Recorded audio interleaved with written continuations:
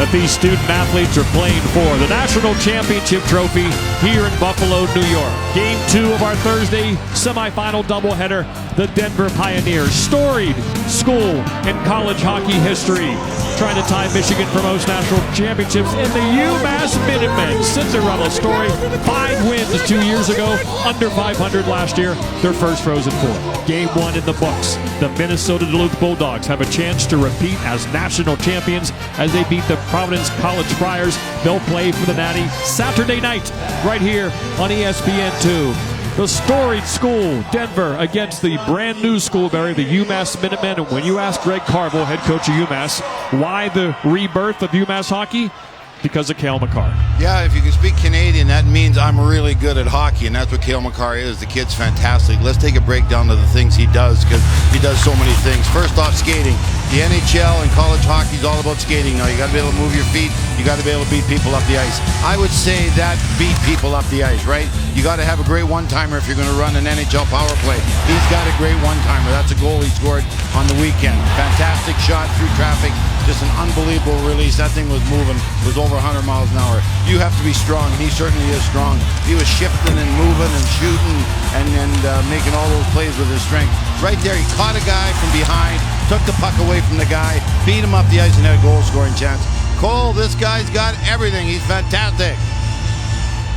Colby Cohen between the benches with more on Cale Makar. Yeah, what else can you say about this guy, Cale Makar? His skating ability makes him so elite. Usually defensemen, they can go straight forward, linear, they can go lateral. They're great one way or the other. Not this guy. He does it all for his team. He'll be all over the puck all night. He's strong. He's got a great first pass. A real exciting player to watch, guys. Denver head coach David Carl, the youngest coach in Division I men's hockey at 29 years old. It's his NCAA tournament debut behind the bench.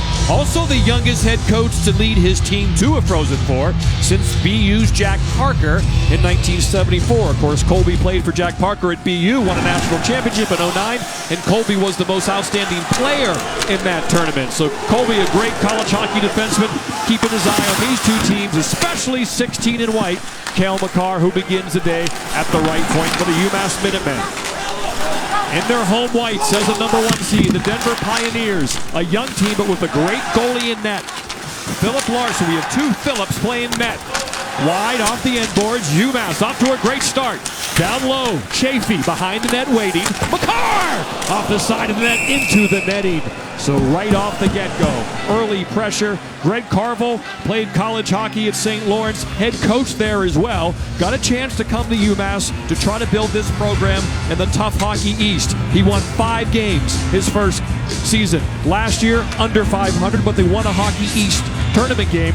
And Barry, here they are now in their first Frozen Four. They're an excellent team. They play high octane. Obviously, with a guy like Cale Makar on your team, they got other good players that don't get enough credit because Makar takes all the air away from the balloons when they're around. But this is a good group, and it's not a one-man team. They can beat you with other guys in the lineup also. We saw that last weekend at the regionals. Laganov, Trevino, and Pritchard, the second line for the UMass, working down low. Puck in front, gets by Pritchard. Shot for Farmer is blocked, and here come the Pioneers. The beautiful uniforms of theirs. 8 national championships in school history. Their 9th would tie Michigan for most in college hockey history. Shot and a kick save there by the Finn, Philip Lindbergh. One Phillip's a Finn, the other Phillip is a Swede for Denver. Bowing's out there for UMass. The Boeing Hildenbrand Leonard line. 22, 9, and 19. UMass will roll 4 lines, and they'll roll all 3 D pairs. They don't really do a lot of matching. They're confident in their entire roster. That Boeing line is considered a 3rd or 4th line, but they were great in the regionals. It seemed like they scored every game. Played great defense also. Gutman, McClellan, Lucas Savage is out there for Denver. Tyson McClellan, normally the 3rd line center, but with the injury to Peterson, he's been moved up to play on the top line as a wing. #9, the son of Todd McClellan, the current unemployed NHL coach, who will have a job soon. A little bit of a hippo there by DeGaizo. Didn't take a penalty, got away there, send a message. That's a good start. Oh, Barry, UMass right off to where they left off. Anytime they're getting into the offensive zone, their defense are pinching down the walls aggressively there. Makar did the same thing. trying to step up along the walls. That is something they will do all night. It makes them successful. They stay above the puck defensively. It allows their D to be very aggressive along the walls.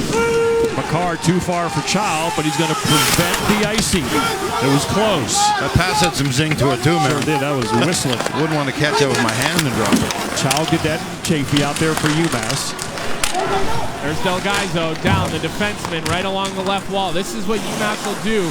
Denver's got to wake up and see the fact that they are coming hard down the walls, and they will all night. Eric Fear and Slava Demon out there for Denver on defense to try to slow down this attack. And here come the Pios. Liam Finley, number 13. He'll dump and change. UMass normally outshoots their opponent. They'll likely outshoot Denver in this game, so Philip Larson will have to be good at net for the Pioneers. Yeah, there's number 5, Ferraro. We talked about him last at the regionals. For parts of the game, he was better than Cale Makar. This guy's an elite defenseman on his own. This fourth line was really good in the regionals for UMass. They're out there now. Jack Suter, Kirk Keith, Anthony Delgaizo. Pucks in the netting. It should be a whistle. There it is. So again, we have 2 Phillips in net. Philip Larson. I personally don't think there's enough Phillips in the world anyways. I want to tell you that. He's the Swedish Philip. And we got the Finn on the right, Lindberg, whose dad is Swedish. Look at that graphic, Butchie. Wasn't that your call getting the flags on there? I'm a big flag guy. Oh, wow. They're listening to you back there in the truck, huh? I love flags. What if then you throw a Norwegian in there and then you really mess things up? Matt Zuccarello, yeah. Philip Zuccarello. He had a big goal for Jim Montgomery's Dallas Stars last night, didn't he? That's right, Jim Montgomery, who was they got him. The head coach of Denver last season, now taking over the Dallas Stars this year from college hockey to the NHL, and he led them to a playoff appearance and a playoff Game 1 win. David Carl taking over for Jim Montgomery. Big reason why he got the job, David Carl, was because how much Jim Montgomery believed in him to take over this storied program with all those national championships, 8 in all. And David's a real self-assured guy. His brother Matt played at Denver, of course, Obie Baker winner, national champion, and Barry, he's going to be around a long time. Yeah, Matt, his brother, played for me in Tampa Bay for a period of time. We talked about him, what was going to happen after he was hurt. Matt said, I think he's going to coach, and this was when he was still very young. I think he's going to end up being a coach, and obviously very, very quickly he climbed up the ladder and became a coach at a very good program. Top line out there for Denver now with their talented defenseman Ian Mitchell. Try to throw it across to Lucas Savages. They will look for 14. He's a key player. Pass out in front, shot, but broken up by the UMass defense as the Pios try to apply some pressure. McClellan in front off the side of the net. McLaughlin was able to chop it off the net to prevent the faceoff. Gutman, the center there. Cole Gutman, he's a Tampa Bay draft pick. Mitchell shot, saved by Lindberg. UMass is able to clear relatively easy. Every game we do has a Tampa Bay draftee on this team. They're stocked everywhere. They know how to find those guys late in the draft. Do they ever? Oh, boy. Denver still with some pressure here now. Here's Delgaizo out there with Makar. As Laganoff goes and gets it. Second line center, hit hard. Taken there by Lancaster. Big body, Lancaster. That's a big man. He came over from Mercyhurst. Looking for a graduate program here, so he's in an extra year of college hockey. Had 1 more year to go. Also played on the college golf team at Mercyhurst. Yeah, he's a scratch golfer, he told us. Oh, here comes Makar on a breakaway to make it 1-0. Oh, pull from behind Michael Davies. A gorgeous stick check by number 21. And there's the breakaway speed by defenseman Cale Makar. What a great play by Davies, though, to get back, to lift his stick without taking a penalty. What a smart play by the defender. That's magnificent speed, man. That was scary. Going from stop to flying in a very, very short period of time. UMass really has come out strong here in the first period. Back come the Pioneers. Looking to get a pushback with the Olechescu, Barrow, and Staub line. They have it now. Pass across. Lindbergh sticks it aside. Remember, UMass, these two teams have not allowed a goal in their regionals. So we're off to a torrid start. As advertised, Cale Makar, a defenseman who's had multiple breakaways this season. He sniffs for him, and he has one here. But Michael Davies, excellent stick work to keep us scoreless in Buffalo. The NCAA Frozen Four is brought to you by USAA. Insurance, banking, and investments tailored for the military community.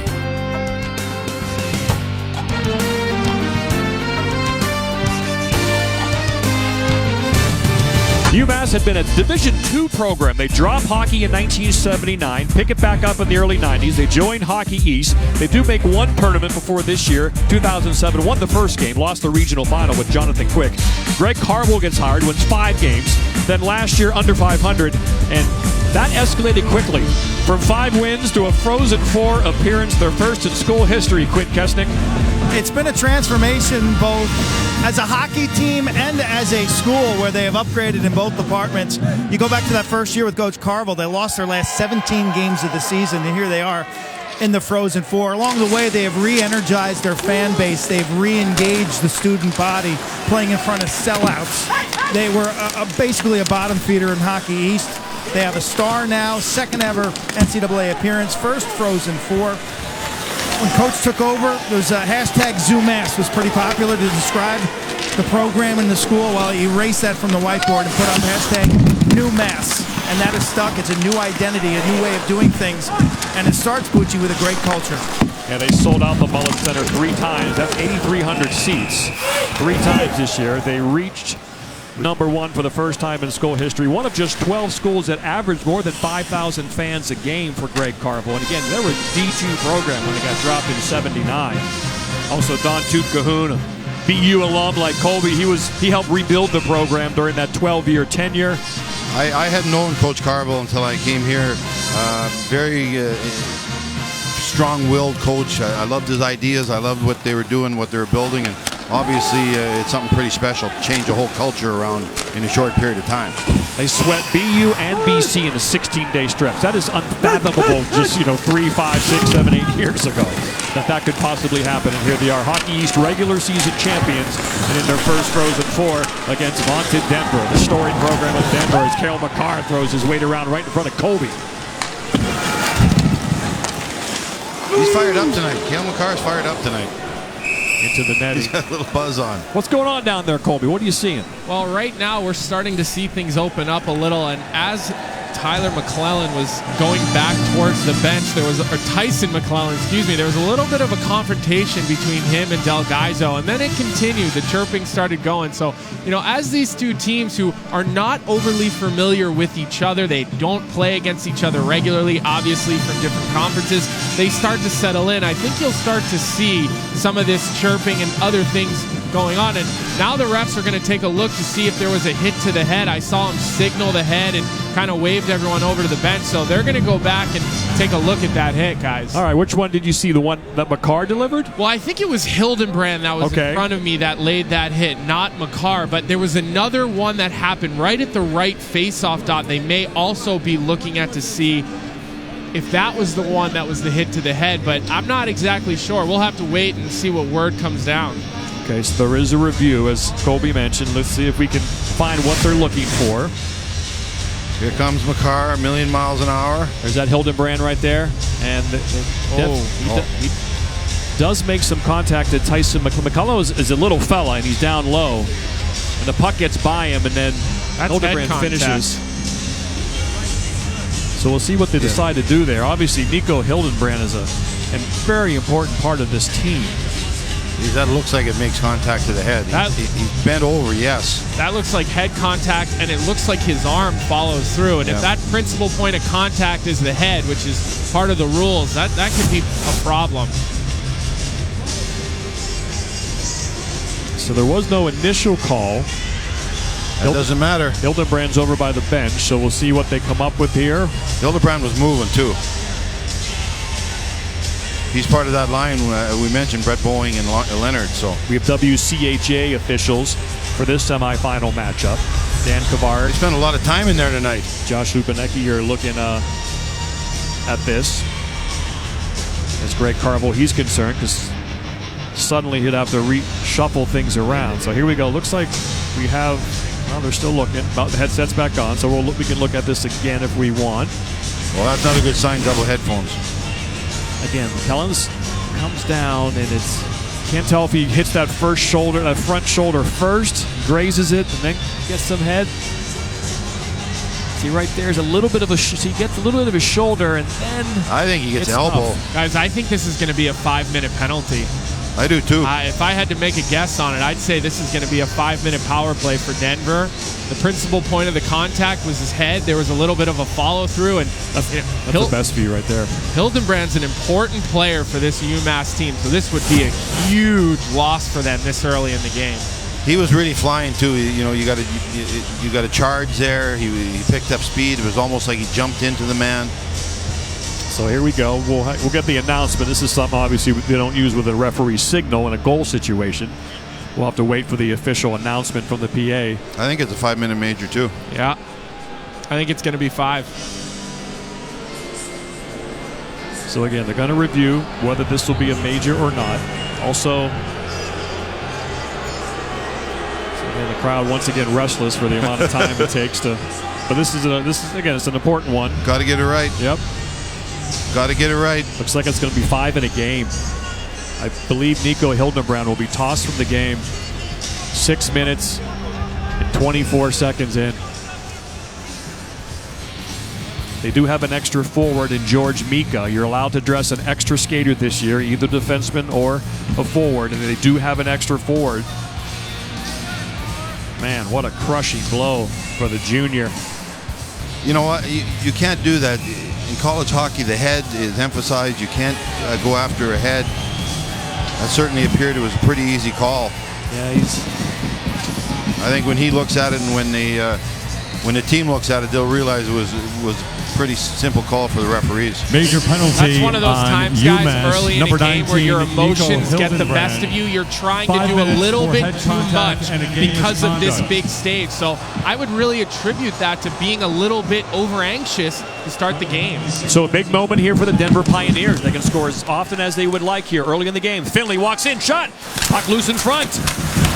So gigantic moment in this game. Denver's one of those teams certainly would love to score the first goal of the game. Just like the Minnesota Bulldogs did in game 1. One-timer! Never got through to Philip Lindbergh. Oh, Lancaster can shoot it, guys. That was heavy, right on the angle of where I am. And that was a heavy, heavy one-timer. Wake up. Boeing comes down.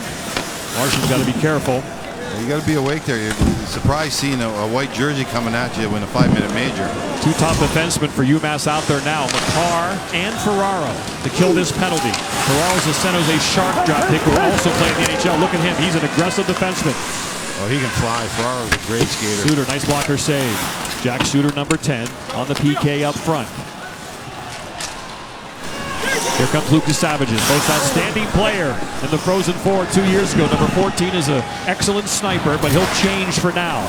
It's a good play by Luco Savages to dump that puck backwards. He knew he had no support. Very, very smart play right there. I'm not sure he knew there was nobody behind him, though. Should be icing. Not called, and a save.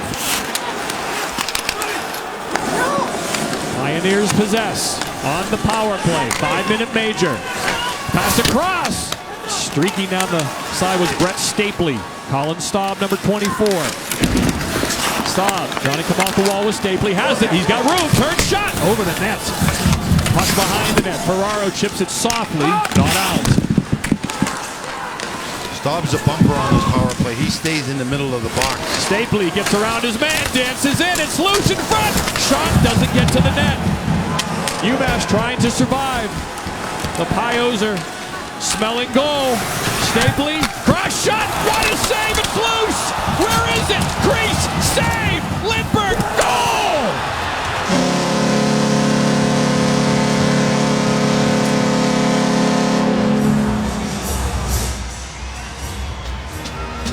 Cohen Olszewski makes it 1-0 Denver. There might have been 8 shots in there in that scrum in front of the net. Guys were diving on their bellies. They were on their backs. Obviously, UMass is trying to block the shot.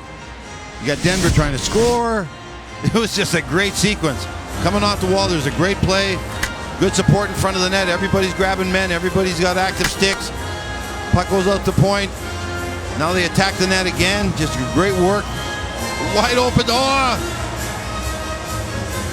the I want to see if passing? Larson made that save when he turned around. How about the passing of Brett Stapley? First he takes it in and dances through the UMass penalty kill, and then he gets it on the wall and settles it down, and you see all the havoc around the net right now, and a lot of that was because of the play of Stapley. But hey, are you guys surprised to see Colin Staub in the crease digging at things? I mean, this guy's a character player who scores dirty goals, and he's involved in all the right areas. McLaughlin made about 3 saves on that play too when he dove in there on his belly trying to keep the puck out. Great effort on that 5-on-4. So Colin Olachevsky, the sophomore from British Columbia, gets the Pios on the board first. That's the first goal UMass has allowed in the NCAA tournament this year. They still have a power play for well over 2 minutes. Off the 5-minute major to Nico Hildenbrand and the game misconduct. Here comes Barrow. Drops for Finley. Taken by Boeing, shorthanded. He's got a man streaking towards the net. Doesn't find Cadet. Couple of centers out there right now for UMass. Just get out of here giving up 1 goal. That's got to be the goal for Denver right now. Take care of the business. Don't let it get any worse. UMass will sit back here.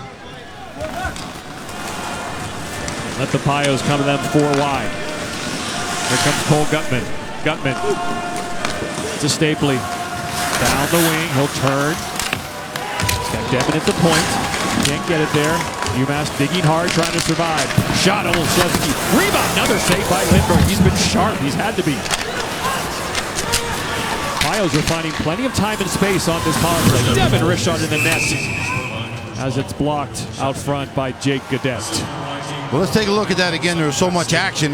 We didn't do you justice letting you see where this puck went and how many people it hit. There's the slot area. There's the one that looked like a sure goal. That was saved. And this was saved right there by McLaughlin on that dive. But there's the puck still rambling around. And finally, after 2 or 3 more chances at it, it finally is elevated over the goaltender. That's a great effort, especially by McLaughlin, who looked like he had saved a goal personally. 10 guys right in the crease. That's playoff hockey, isn't it, Barry? That's all we had. We'd thrown more in there. We didn't have any more. Brett Stapley on the faceoff, 50-50. Diving effort there by Cale McCarr to get it out. Boeing chases it down. Trying to get Gutman. The freshman center from Los Angeles, California. 6th-round pick of the Tampa Bay Lightning. He'll enter the zone. Those 6th-rounders usually turn out for the Tampa Bay Lightning. They'll be a 90-point scorer in a couple of years in the NHL. Nobody else, but it does for Tampa Bay. Pass across. Olszewski's again. He's got the goal. McCarr rims it around and gets it out. All right, minute left. Kill that off. Get out of here 1-0. That's not terrible. Here comes the top unit again. Luco Savage's group right back out onto the ice. Watch out for number 14. This is game number 158 in his college hockey career. Got 62 goals. Finley with the puck. Luco Savages goes down to the slot. Supports Finley. Tries to help him out. Felix reverses, but Finley's going to get there. He battles there. They got a penalty coming up. High stick by Finley, I think. Trip, high stick. Luco Savages is going to go to the penalty box, so we'll have 4-on-4 hockey, and then UMass will have a power play for 1 minute and 22 seconds. So an early 5-minute major to Nico Hildenbrand results in a power play for David Carl and the Pios, and they convert. Colin Olszewski. There's the trip by Luco Savages.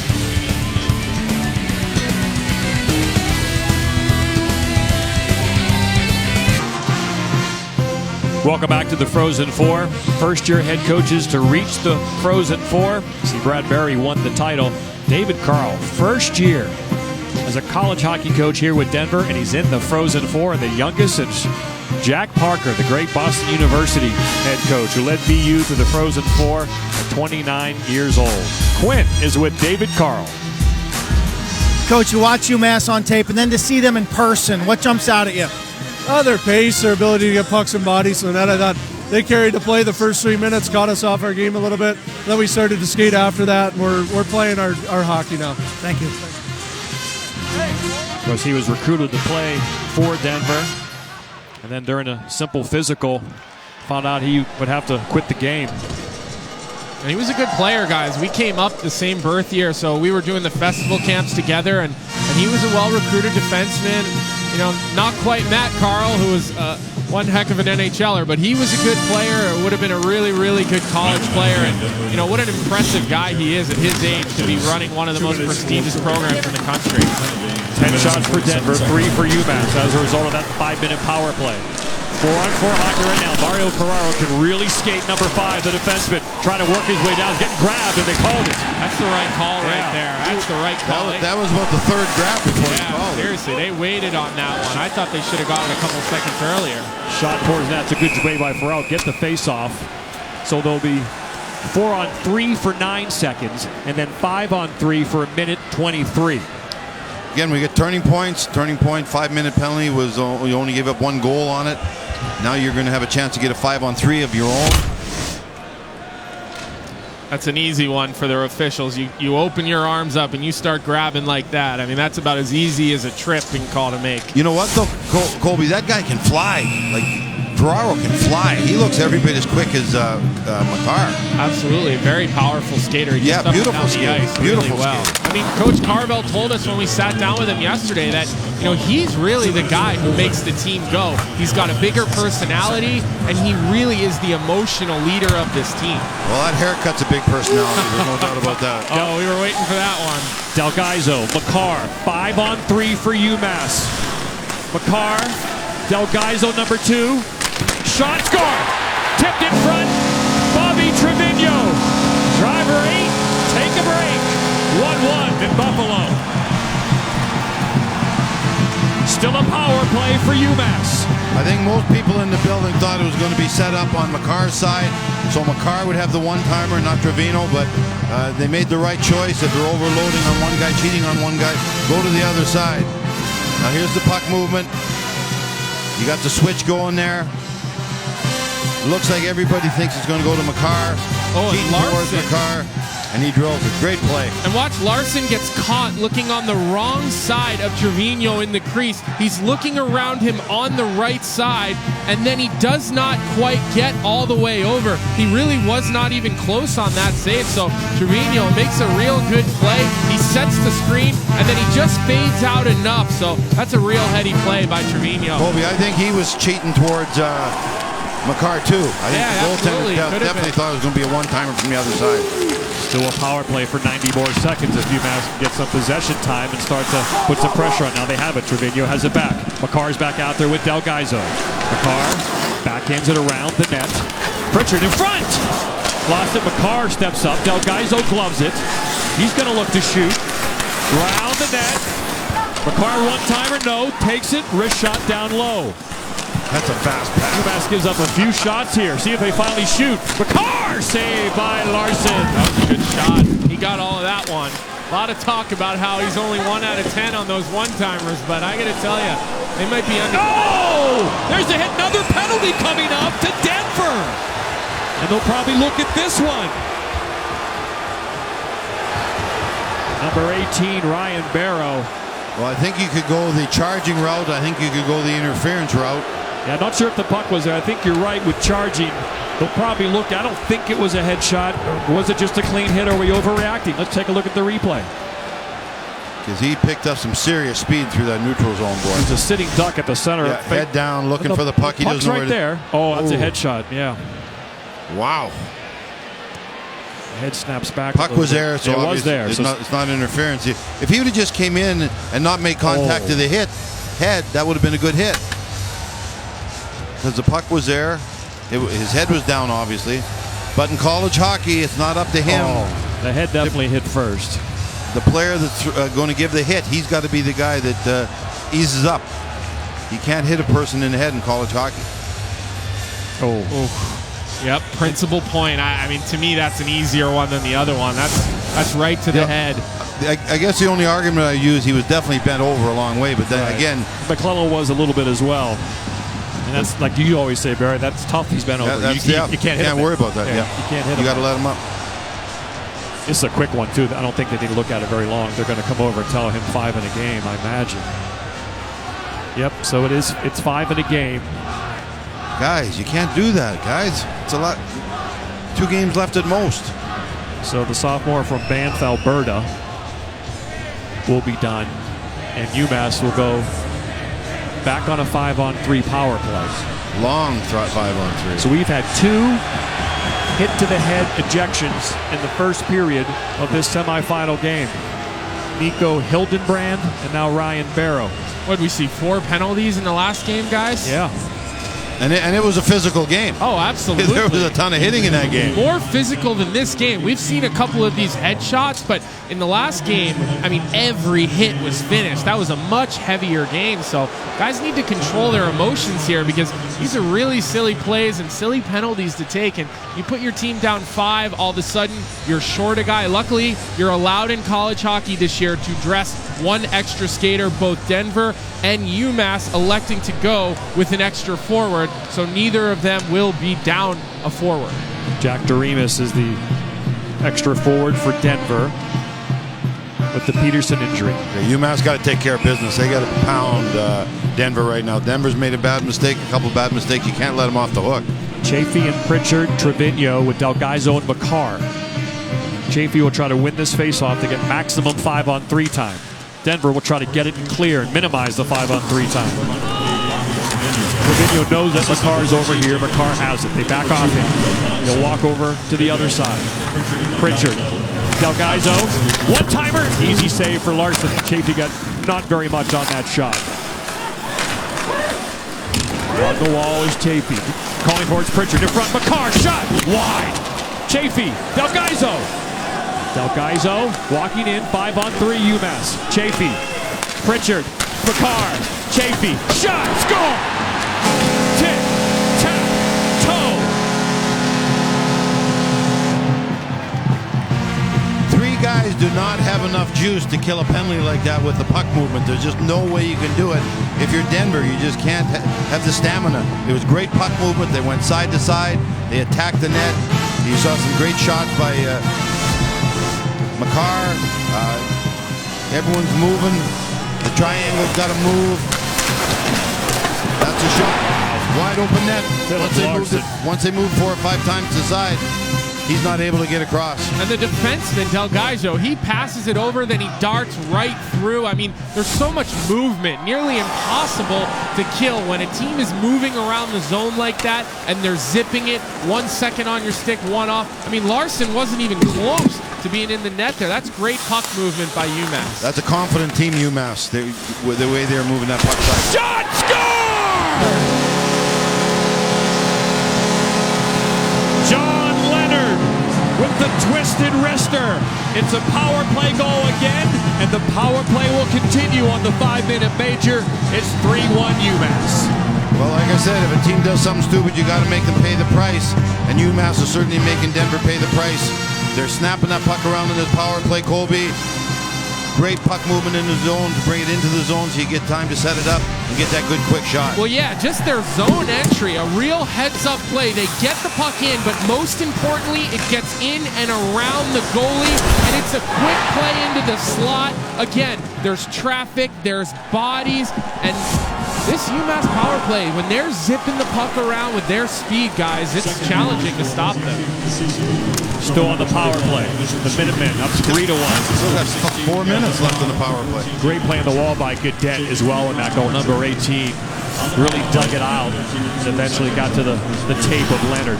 Makar's back out there, going for the kill. Shot off the post. It was there. It was there for him. Looking short side high. The red light went Yeah, but it was not in. That's from habit. Oh! Makar collides, nothing called. He gloves it out of midair. Shot blocked in front. On the ropes are the Pioneers. Makar trying to take control along the sideball. That puck along the wall. This kid is a special player, guys. Pritchard around, no one there though. Barry, would you pull the goalie if you're Denver and switch it up and make a goalie change? I think you got to do something. I think you got to slow them up, settle them down. That gives you a few minutes to talk to them if you don't want to use your timeout, something like that, yeah. They have a very good backup in Devin Pooley. Ferraro wants it. Ferraro passes it in the corner. Chafee leaves it careful. Breakaway. Lucas Savage is up ahead. He can score. Backhander over the net. Watch out the other way now. They're down a man. UMass can't fish it out. Jared Lucas Savage had a chance. That was the right guy for them, too. Your best goal scorer. Devin Cooley had an excellent year. The Denver backup with a .934 save percentage when Larson was hurt. I think if they can get out of this period 3-1, go in and regroup, settle down everybody, get back to playing Denver hockey. I think that's sort of what they're trying to do, but there's a lot of time left, 5 minutes. 2 goals in 18 seconds. Denver's a bit of an offensive challenge team that certainly did not want to give up another goal in this game. And they're down a man late first, already 3-1. So here's Ferraro. 2 minutes left in the major penalty. Again, they can keep scoring. Leonard can't get through. Nice defensive play there by number 10, Jaco Hagen. Yeah, that was not a good entry right there. There was no setup. There was no plan really. Just 4 guys in a row. So plenty of time. Minute 43. There comes Bowie. Bowie comes in now. Plenty of space. Turns, fires. Nice stick work there into the netting. UMass has to stay away from scrums. They got to stay away from this stuff. Well, that's what Boeing did there. A lot of discipline. Yep. Obviously, we knew what Denver's trying to do there. And Jake Derflinger, he's trying to draw that roughing penalty. And that's a smart play, but Boeing didn't take the bait. Don't give the referees a chance to get into this game. They're doing a great job. They're calling everything right. Nobody can argue. But UMass got to be smarter than Denver right now. Denver's an angry club. The refs are over talking to the score box. It might be asking, did the puck deflect up into the netting to see where the faceoff will go? It deflected. I think they had it right. I think the faceoff should be where it is. Bowie's wrist shot was certainly stick checked by a nice play, like I mentioned. So that's where it will stay. So Jack Suter, part of this 4th line, will try to win the draw against a power play. It's kind of a weird situation because Greg Carvel wants to roll all his lines still. He doesn't really want to place. He doesn't want to lose the rhythm of his team. So he's rolling these 4 lines. He just wants to play. Carvel just wants to play. No more talking, no more scrums, no more referees talking in the penalty box. Let's just play the rest of this game. Bowie gets it in. Power play continues for UMass. They're set up now. Felix. Out there with McLaughlin. Here's Suter. 4th line getting some power play time. You gotta love this. Kurt Keats. Back to Felix. Keats is open. Laganov, the center. Shot! Saved by Larson. It beat him. I think it hit the right post. It did absolutely hit the right post. Second post of the period. Larson right now is he certainly woozy. Is he living right or is he living wrong? You know? He's given up 2, but he's had 2 posts. But you're only losing by 2 when he could easily be 5. Here comes Pritchard around the net. Trevino who scored. Number 8. Behind the net it goes. And Butch, you brought up a great point when you talked about the 4th line of UMass getting some power play time. When you get into a special teams period where there's multiple 5-on-3s, there's 5-minute penalties, if you're not a guy who plays on the special teams, you sit there, you get cold, you get lost. It can be very challenging as a player. So that's a really veteran heads-up move by Greg Carvel to get some of his guys out and going. There's another post, the second post of the period. Look at that. Kind of on edge, bouncing in there off the outside of the post. Great view here. Yeah, just caught the post going by. Goaltender got to look at it late. Yeah, Bowen was screening. Good shot, though. Just getting it to the net through all those arms and legs is a good shot. Making sure you might get a loose rebounder and a garbage, greasy goal that you need really bad. So now we're back to 5-on-5 hockey. A lot of uneven strength hockey in this game. The Minutemen lead 3-1. They scored 3 straight goals, 2 in 18 seconds. Shot saved by Larson. Weird bounce on the other side. Keats comes and gets it. Out there with Anthony Delgaizo, the brother of defenseman Mark Delgaizo. A couple of Jersey boys. 2-on-1. Keats. Pass across, blocked off the post and out. 3rd post of the period. It was a pass across that got deflected and hit the post to the right of Larson, who never saw it. Really, the defenseman made the right play. He did a much better job than the forward. That puck should have been shot at the net. The defenseman read it. He wanted to pass the puck across the whole way up the ice. Oh, my goodness. Philip Larson. He is not sure what is going on. The Detroit Red Wing draft pick, Bobby Trevino, got things going. And the Minutemen in their first Frozen Four game in school history are off to a good start.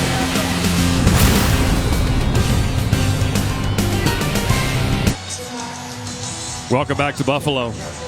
Our intermission crew is live and in person here. John Brickley, Sean Richland, Dave Starman have a lot to talk about between first period. They'll recap game one as well as this winner awaits Minnesota Duluth for Saturday's national championship game. There's Sean. We see you, Sean.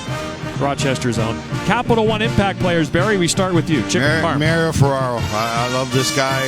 Second to Makar. This guy's the best defenseman on the team. He's an impact player. He's got a great body. He's playing hard. He's one of the best skaters in the tournament. I think this guy's great.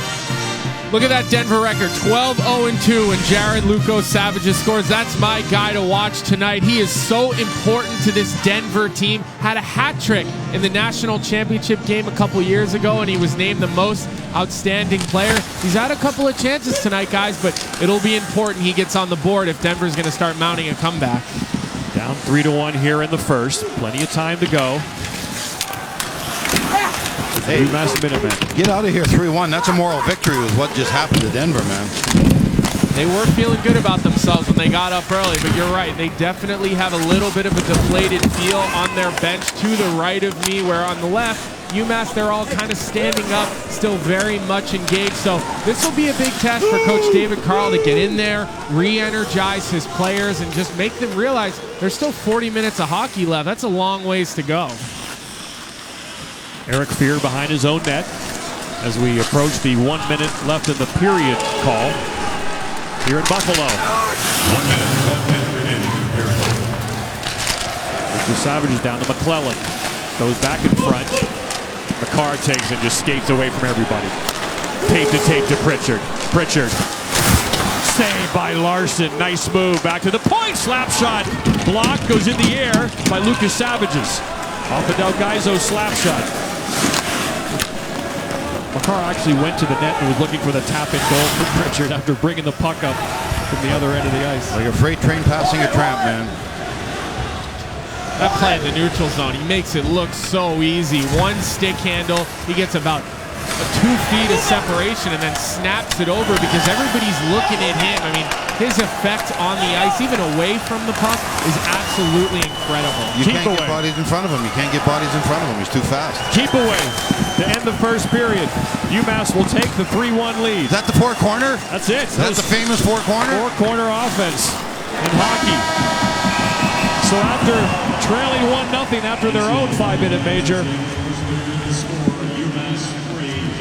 UMass answers with 3 straight goals, 2 in 18 seconds. Man, that was a bit disjointed. A lot went on there, Barry. We weren't expecting that, John. There's the first hit, 5-minute major end of game for Hildenbrand, and Denver responds with a goal. Apparently, they're now giving it to Colin Staub. Even though Olszewski celebrated, I think they might change that. I think that's going to be incorrect. I think it's going to go to Olszewski. And then Trevino ties it up. 5-minute major on Denver, Barry. That's when things really changed and UMass went nuts. Yeah, they could have been a couple more penalties called very easy. Obviously, Denver starts running around. They're leaving wide open nets. Right there's a great wrist shot from the slot area. But again, worst case scenario, it's only 3-1. Quinn is with one of the leaders, Colin Staub of Denver. Interesting first period. You score the first goal, then all of a sudden you're in the penalty box. What happened? We were just undisciplined. I think we maybe got a little blinded by the lights here a little bit and just started to kind of run around and took some bad penalties. I mean, we can't be taking those, especially that 5. And they have a great power play. We saw it, and that 5-on-3 was tough. As a leader, what do you say right now? Right now, we got to stay disciplined, and then we got to figure out a way to get some more possession 5-on-5. I think that's the most important thing. We got to start breaking out a little bit better and then getting in their zone and having some possession time offensively. Thank you. Thanks. John Brickley is here with the rest of our crew. First intermission report.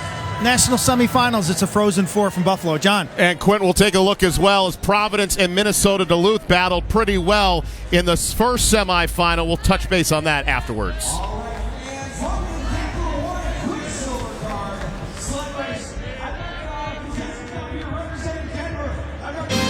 Welcome back to Buffalo. Cale Makar and the UMass Minutemen down 1-0. Respond with 3 power play goals. 2 5-on-3, 1 5-on-4. And Now they have a commanding 3-1 lead after 20 minutes. It was the second best power play during the season, Barry, in college hockey. Harvard was number 1. But a couple 5-minute penalties define the first period. Look, when you wake up and have a coffee tomorrow morning, what the paper is going to say that Denver's season ended because of 2 bad headshots that happened in the first period of the night's game. You cannot do this. You can say, well, they weren't bad, people didn't get hurt. That doesn't matter. The headshot is supposed to be something that the college hockey is not going to tolerate. They're trying to end this. Hildebrand gets the first one, okay? He's done his dress for 5-minute major was called.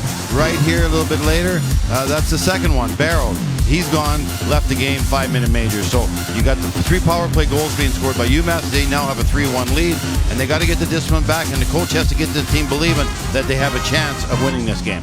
2 assists for Cale Makar. He's now tied for the scoring lead in the country. So his next point, Colby, he'll be leading the league in scoring. And boy, the way they moved the puck on those power plays was NHL-like. Yeah, well, that undisciplined play by Denver leads to power plays for UMass. You mentioned it, the number 2 power play in the country for a reason, and they can do it in a lot of different ways. And on the first goal, it's puck movement. It's a couple of quick touch passes, and it's a quick shot to the net with a good net front presence. And then they're able to come back at you, and they hit you another way. It's body movement, it's confusion, bodies moving all over the ice. They're able to pass a puck through the box, and then again, a shot at the net. So that's a team with a versatile power play that is able to do it in many different ways. You got to keep UMass off the power play. 3 straight games with a goal for John Leonard. He scored in the first period. Makar, including tonight in his last 8 games, has 13 points. UMass 19-1 when leading after 1 this year. Their only loss was to Providence. He seems very fired up tonight, much different than he was during the regional tournament. I don't know that he's getting close to the end of his career or whatever, but he just seems like he's in a different mood, a meaner mood, a more aggressive mood. Denver now looking for the next goal. Get that next goal, make it 3-2, and anything can happen. Staub in front, broken up.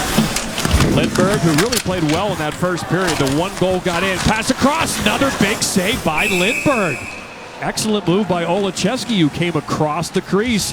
And Denver comes close to making it a 1-goal game. Less than a minute into the period, they had their first great scoring chance. That would have made it 3-2. That would have got them right back in the game. You see great puck movement here. Skate up to the stick. Almost scores on that one. And Staub is a fantastic player. Staub made all that happen right behind the net. They're winning the battle, throwing it out in front of the net. So this is a great start, something to build on for Denver, something that they can easily translate into goals real quickly. And they win the faceoff with a top line on the ice. Back to the point it comes at Davies, looking for a slot. Nice shot block there. This is what Denver needs, though. They need to pin UMass in, start going to work, keep the puck off of Makar's stick, pin them down there. Like you mentioned, Colin Staub's line, getting it deep. They need to see more out of that from Luko Savage's line. He's a real important player for this team. Philip Larson still in net for Denver. 3 goals he allowed on 10 shots. Also 2 posts as well were hit by UMass. David Carl sticks with his number 1 tender. But we mentioned Devin Coley played very well this year for Denver.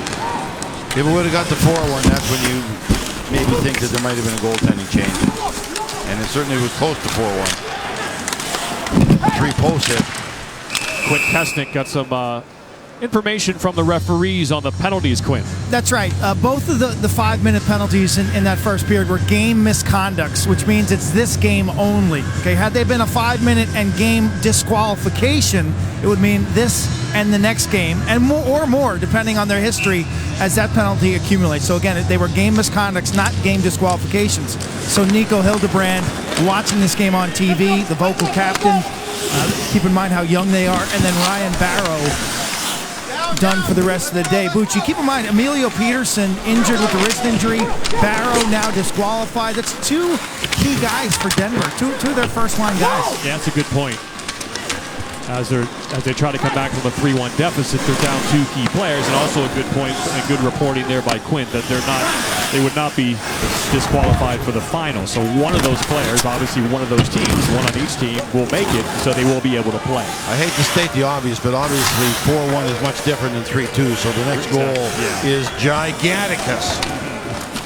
Yeah, especially with a team like Denver who's been here before. So if they get a goal, the belief gets strong. McCarr. Oh, Pass. Shot. Save. Larson rebound. Sitting in front. As Chow tried to finish it up the McCarr pass. Wrist shot into the netting as McCarr let it go. What a pass he made there to Oliver Chow. I know I shouldn't be doing this, but I'm visualizing him going with McKinnon on a 2-on-1 with his speed or jumping in with Barry, running a power play. Great pass. Oh, nice move by Chuck. And then he ends up with the puck again, guys. He makes the great pass here. I mean, he just seems Lancaster for Denver, which that looks so easy and casual, but that's a hard play to make. Then he gets it again, Barry. That wrist shot, he didn't miss by much. You know the puck wants to hang around with the good players. Oh, it falls. It never came back to me. I never got it back. UMass, the third highest scoring team in college hockey this year. Penn State 1, St. Cloud State 2, UMass 3. But also a good defensive team was UMass as well. Here come the Pioneers. Great defensive play. Chow comes back with it. Cadet chips it in deep. Good job by the Pioneers. They surround the puck and bring it out as a unit. Ferraro, what a great skater. Turns away. Here come the Minutemen the other way. Back and forth we go. The thing is, Denver's going to give up chances. They got to take some chances and score 2 goals. So there will be 2-on-1s, 3-on-2s for UMass. Ferraro through a screen.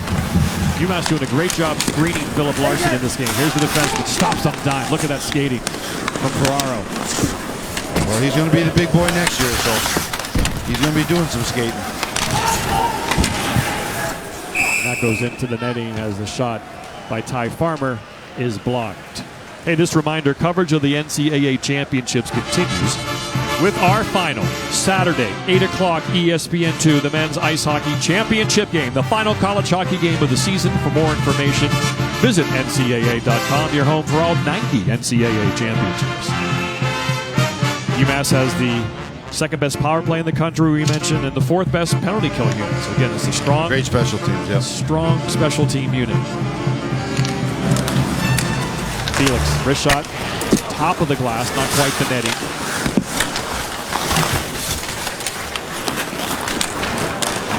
The Pioneers break it out here, down 3-1, looking for that all-important next goal. Luco Savages, Gutman, and McClellan are out there for the Pios. This proud school with a great history of college hockey. They will fight to the finish. Ultra competitors. Massive school pride. You know, Paul Stasny's watching at home. He's one of their most supportive alums. David Carl mentioned he's always a guy wanting to be involved for this program. He's still around in the summers, plays for Vegas now, and they're going to need him to score some goals to get through this playoff run. Yeah, down 1-0 to the San Jose Sharks. But yeah, Paul's an excellent college hockey fan. Hear from him throughout the season often. His team right now down 3-1 to the Minutemen, but all kinds of time left here in Buffalo. The game, sometimes, Barry, these games get kind of sleepy like this, and suddenly the Denver team can get Jared Lucas Savages to pop one in. Exactly. Denver came out, had the 2 great scoring chances the first minute. Either one of those could easily went in. They've had the door shut on them up to this point now, so they got to come out and take advantage of what they did in the first minute and get some scoring chances again. McCarr hit hard, taken out, and a nice body check there by Brett Stapleton. And I'll tell you, if they get 1 goal to make it 3-2, everything changes. All bets are off when it becomes 3-2. See if UMass smells blood and goes for the kill. 360, Del Gaizo. Oh, the crowd likes it. Good throng of UMass fans here. As Michael Davies skates out of trouble. Really good-looking defenseman Michael Davies out of St. Louis, the junior. St. Louis producing a lot of good hockey players now, John. Absolutely.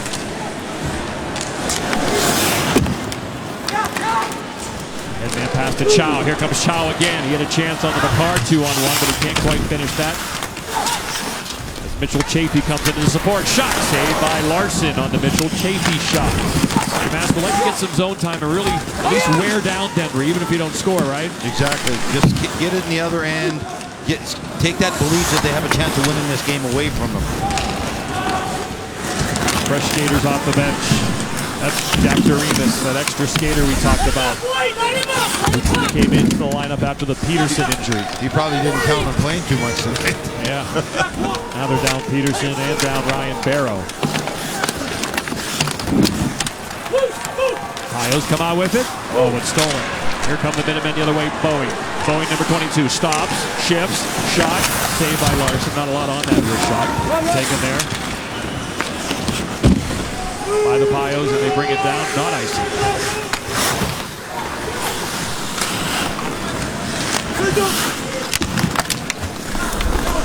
Minnesota Duluth awaits the winner of this game in our championship game on Saturday. Trevino scored in this game. He sends it in. Bowie goes after it. Jack Suter's out there. Back comes McClellan. Behind the net. He was on that national championship team 2 years ago in Chicago with all those great players. Now he's a junior, looking to add a second title to his college hockey resume. With the Savages and Gutman. Gutman off the wall. Fans. Twigs go flying through the air. Bodies go flying down. The puck comes out of the zone. Good energy right there by Denver. They got it in. They had a couple of good shots, good scoring chances. Something to build on next shift. Here's McCarr behind his own net. Take off with it. Take off with it, Cal. Here he goes. Turn away. Being patient. Being chased down. Stop again. Now he'll start over again. He almost wants to draw a guy in so he's able to then get the net and then try to beat you. What did Coach David Carl say to us? We're better off if we're not chasing from behind against him, right? That's the best way to cover him. And it's not necessarily the first guy, but it's the second guy who needs to make sure that they eliminate Cale Makar. Pass sits back now. Going to make him dump it in. Ferraro is hit hard along the boards. Pass in front. Open in front, but the puck comes off. Here's Davies. Davies looking, can't find a lane. Davies is screaming for it off the bench. Doesn't find him, and a save and into the netting. Denver continues to push. Michael Davies and the Pios down 3-1 midway through the game. The NCAA Frozen Four is brought to you by Duluth Trading Company. Tough, ingenious workwear designed and tested by tradesmen.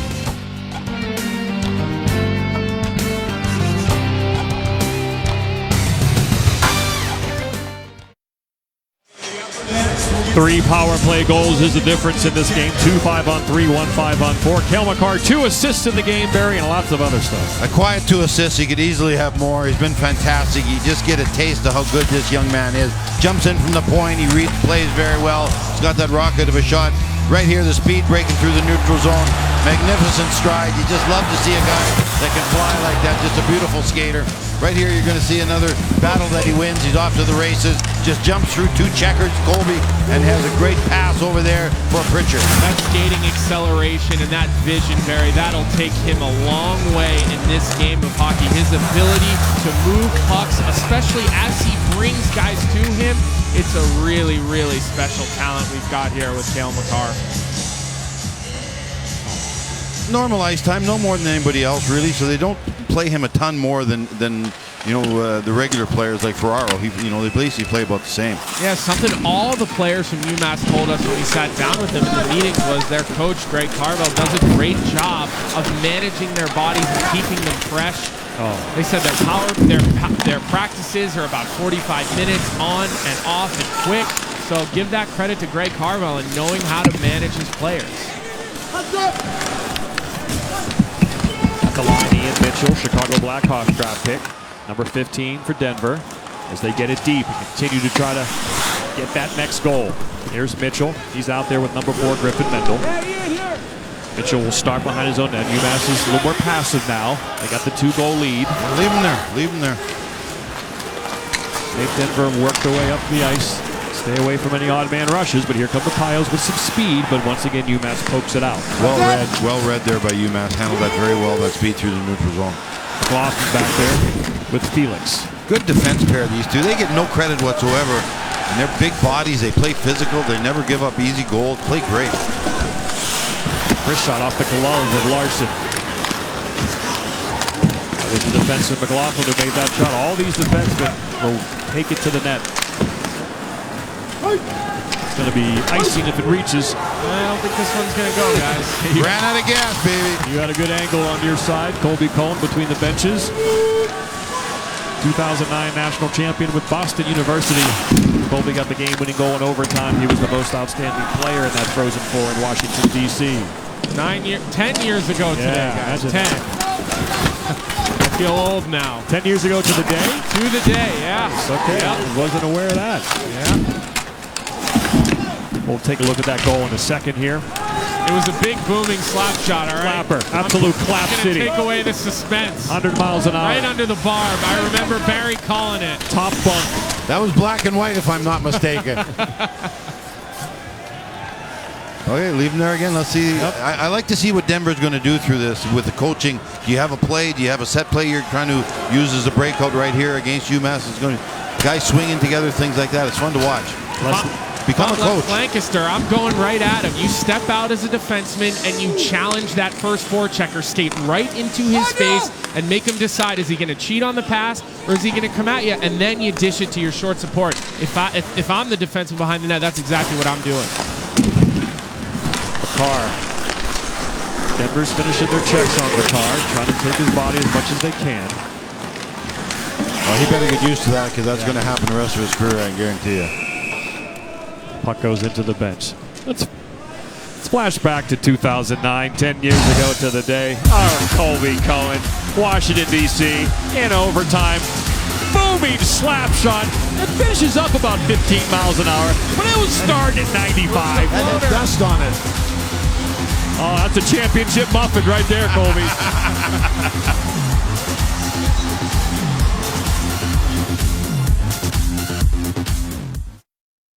Welcome back to Buffalo, New York. What a season for the UMass Minutemen. The first time ever they won more than 25 games. They won 30. They come into this one 30-9, no ties. Reached the top 10 ranking. First time, 16 years. Had never reached #1 before. And their first Hockey East title. And they have a Hobie Baker finalist and Cale Makar, the likely winner. The coach is Greg Carville. He was the architect. Coach, what are you emphasizing during this break? Well, we got to settle down a little bit. I thought we played real well in the first, running around a little bit. Credit to Denver. They're possessing the puck more. So we got to get possession in the offensive zone and settle the game down. More possession time. Yeah, that's when we're at our best. We're in the offensive zone, controlling the puck. Thank you. John. Thank you, Quinn. Certainly a stick tap to John Micheletto, the head coach before Greg Carville. He's the one that recruited Cale Makar. Makar committed to UMass, then the coaching change. Greg Carville called his parents right away, said how much they want him there, and Cale Makar has said part of his DNA, how he was raised, is loyalty. It's an important word. He gave his word, and he's going to go there. Barry, that's not a common thing. No, I've dealt with parents a lot when I went in and tried to recruit their kids to play junior hockey, play a higher level of hockey in Canada. You're right. Very, very impressed with the Makar family. You could tell they had the best interest of their son at heart, but also doing things right. Very, very impressive family. Lucas Savage is with the puck now. He's a dangerous scorer. McLaughlin, good man-to-man coverage there on him, 27. And once again, it's gloved by Philip Lindbergh. And of course, Barry, you mentioned the word karma in game one, and it's good to see someone rewarded for loyalty with a possible chance at playing in a national title game, a possible Hobie Baker award, all these gifts coming his way because he chose to stay to really a program that had no history. John, it's a good lesson what's happening in UMass. It's a good lesson with Coach Carver. It's a good lesson with Cale Makar. This team was going nowhere.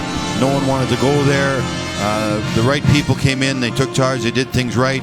Now people can't wait to go to UMass, and it's going to become a destination school rather than a place that no one wanted to go. And important to note, guys, Greg Carville, when he was the assistant coach for the Ottawa Senators, he helped develop a guy by the name of Erik Karlsson, a defenseman who is one of the dominant ones in the NHL. So that's something he had as a feather in his cap. And here comes another penalty. Power play for slashing. You saw the stick go out of Brett Boeing's hand, and before the season, an emphasis was put on slashing this year. That was one of the rule.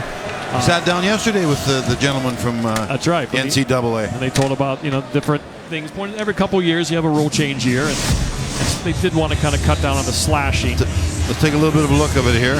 Knocked the stick out of the hands. Wasn't a lot. Boeing only had one hand, and it was a light grip. I don't know. I think what you don't like more about that play is when you're up at the point, you've got to put a little more oomph on that puck. You got to make sure you get that deep, because then you put yourself in the position to have to take that penalty. A little bit of a lazy play there by Davies. If I'm Denver, I'm a little upset with that one. Trevino back to Delgado. Nice job. That puck was bouncing. There's Makar.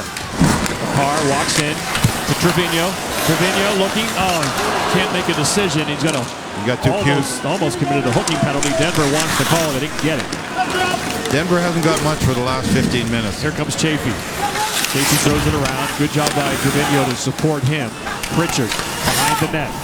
Denver has the net surrounded. Can McCarr keep it in? Of course he can. Down low, they're wide open. Chafee in front, shot saved by Larson. We're going to go into the netting. I don't know if he got a piece of that or if he shot another lob wedge into the net. McCarr was down in the corner on that play. The guy is fearless because he can catch anybody on the ice if their mistake is made. He just took off right down low. And there's the play right in front of the net. Oh, hit the crossbar. Wow. Crossbar, baby. Dick the crossbar. Is that 4? Chafee gets one here. Is that 4 now? We've had 3 in the first period, 1 in the second. I think it's 2 in the 3. I think it's 3 now, but yeah. Wow, it just nicked the top of the crossbar. Found himself wide open in front. Little coverage breakdown from Denver there, but of course they're killing the penalty. They got to, and they got to take chances. Maybe get a shorty. Ferraro up the ice. Minutemen attack again. Trying to get that all-important 4th goal here that could really be a nail in the coffin as the second period winds down. Chow. Ferraro. Sharks draft pick. He'll be in the NHL one day. Got all the tools. I can see him playing with Brent Burns personally. Leonard has a goal in this game. Number 9 is red hot. Grew up in Amherst, where UMass is located. Cadet. Around the net. Behind. Denver's bench calling for a slash there. Looking for a power play. I think they're starting to get a little bit frustrated with some of the non-calls. Colby, I think they're very frustrated. I think there's 3 or 4 calls that could have easily went the other way. Or not made. Leonard take it down, nothing called. Press on the wall, man open in front. They couldn't get it to him as the puck comes down. Power play winding down. Here comes Delgaizo. Stops. And out of the box will come Michael Davies, and Denver will survive as McCarr brings it down. McCarr attacking, surrounded. Puck comes out of the zone, and Delgaizo will throw it back in. Oh, smart play. Slips on the way to the bench there. Didn't want to touch that puck. That would have been too many men on the ice. Smart play by the man coming onto the ice. Mitchell. Finley takes it behind his own net. Here comes Denver. Chipping and chasing.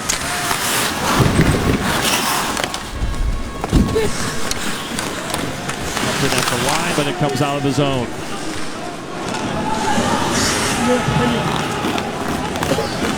Here comes Olszewski.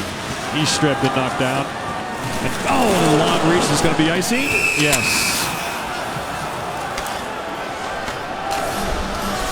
Cale Makar, 1 assist in this game thus far. Colby Cohen, what have you seen down there in ice level? Well, in between periods, Mike Motto sat on set and said to Sean Richland and Dave Starman, you can't make a bad pass to a good player. Yeah. Well, that's an example of it right there. Catches the puck off the inside of his skate, turns 10 and 2 degrees with each blade and keeps going right in full stride. A small play, but I agree with that. You cannot make a bad pass to a good player. That was demonstrated right there. Yeah, you know who made that saying up? A good skater. I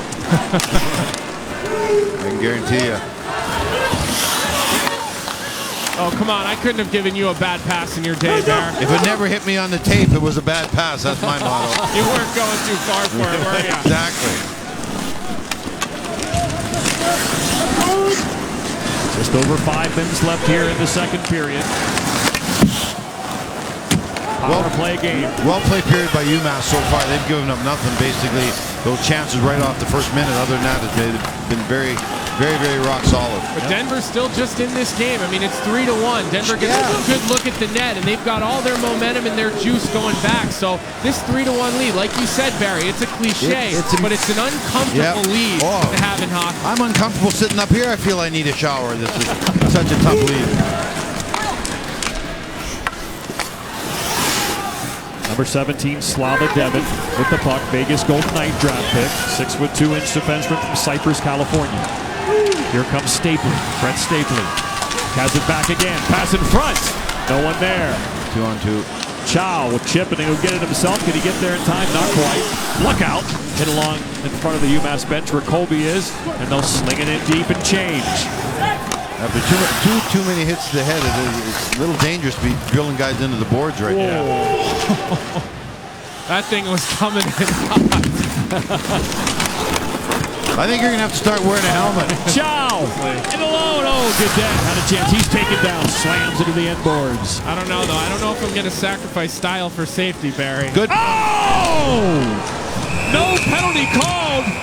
Bucket flying on the hit at center ice. Ian Mitchell got hit. Neither arm went up by either referee.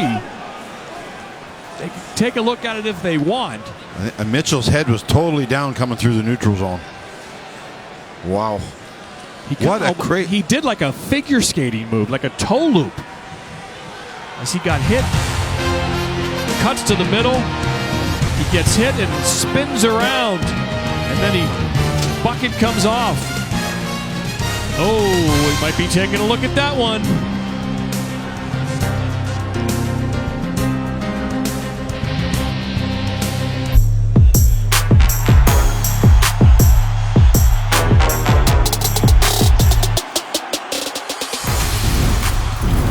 If you have ESPN Plus, you know how great it is for hockey, NHL, college hockey, in the crease.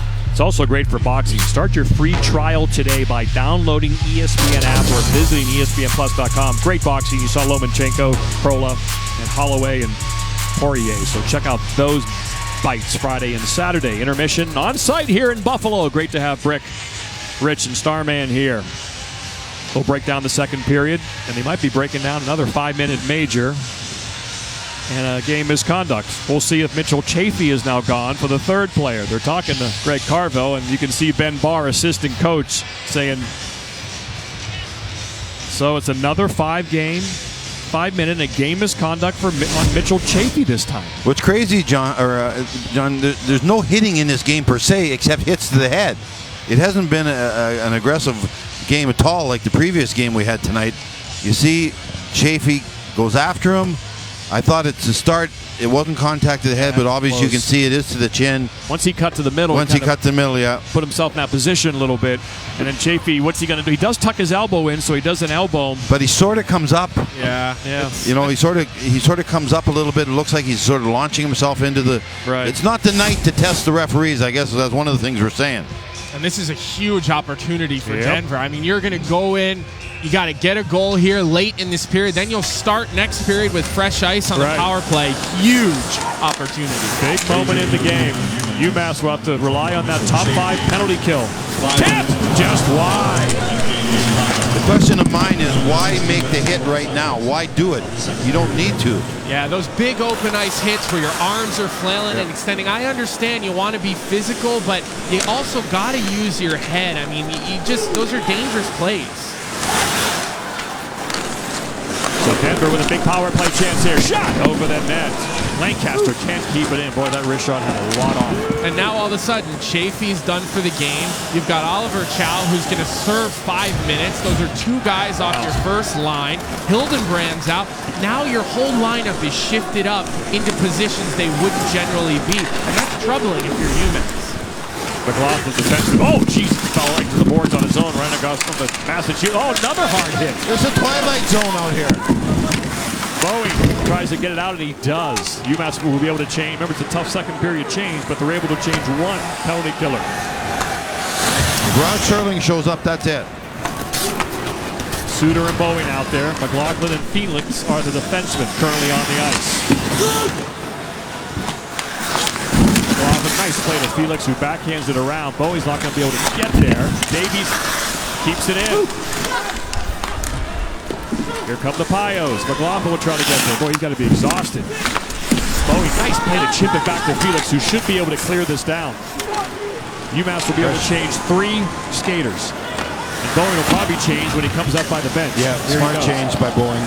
Good player, smart player, heads-up player. Yeah, 4 fresh skaters for UMass. Finley's still out there. He's a little water bug. Quick feet, quick hands. Back to Lancaster.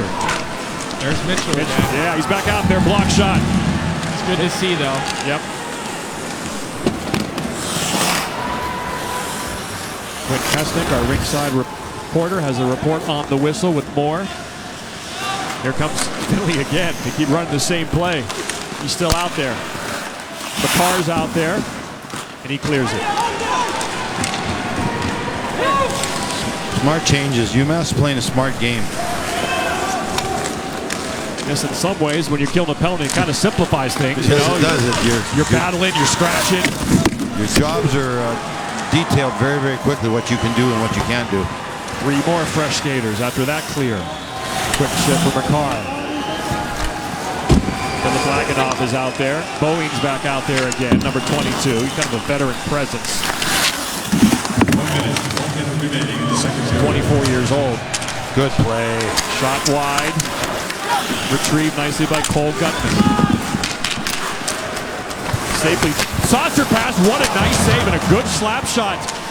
And a nice sweep check there by Laganoff. Real good chance for Gutman. Piozer in front. Simplified by Lindbergh, who sticks it to the corner. Shot. Traffic in front. Glove. Boy, Philip Lindbergh has been impressive in net for UMass. McLaughlin again had a great game, or a great flurry of plays right there in front of the net. He's winning physical battles. Going down Felix right there. You see the puck has to go into the air. Once it has to go into the air, can't get full body on there. Gutman couldn't just wire it the way he wanted to because it was bouncing. Good work in front of the net. Yeah, knocked it right out of the air. Took that right out of the air by Cole Gutman. What a gorgeous shot. Yeah, he was not going to let Stapley's sauce pass land. He went right after that thing. Yeah, it was wobbling. He didn't know how it would bounce. Big sauce.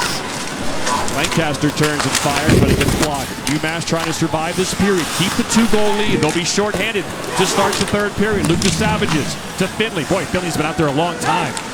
Shot saved by Lindbergh. Philip Lindbergh's been strong in net, but Pios still have it. Davies, Finley walks in. Looking for that tip in the high slot to Lucas Savages. They better keep an eye on 14.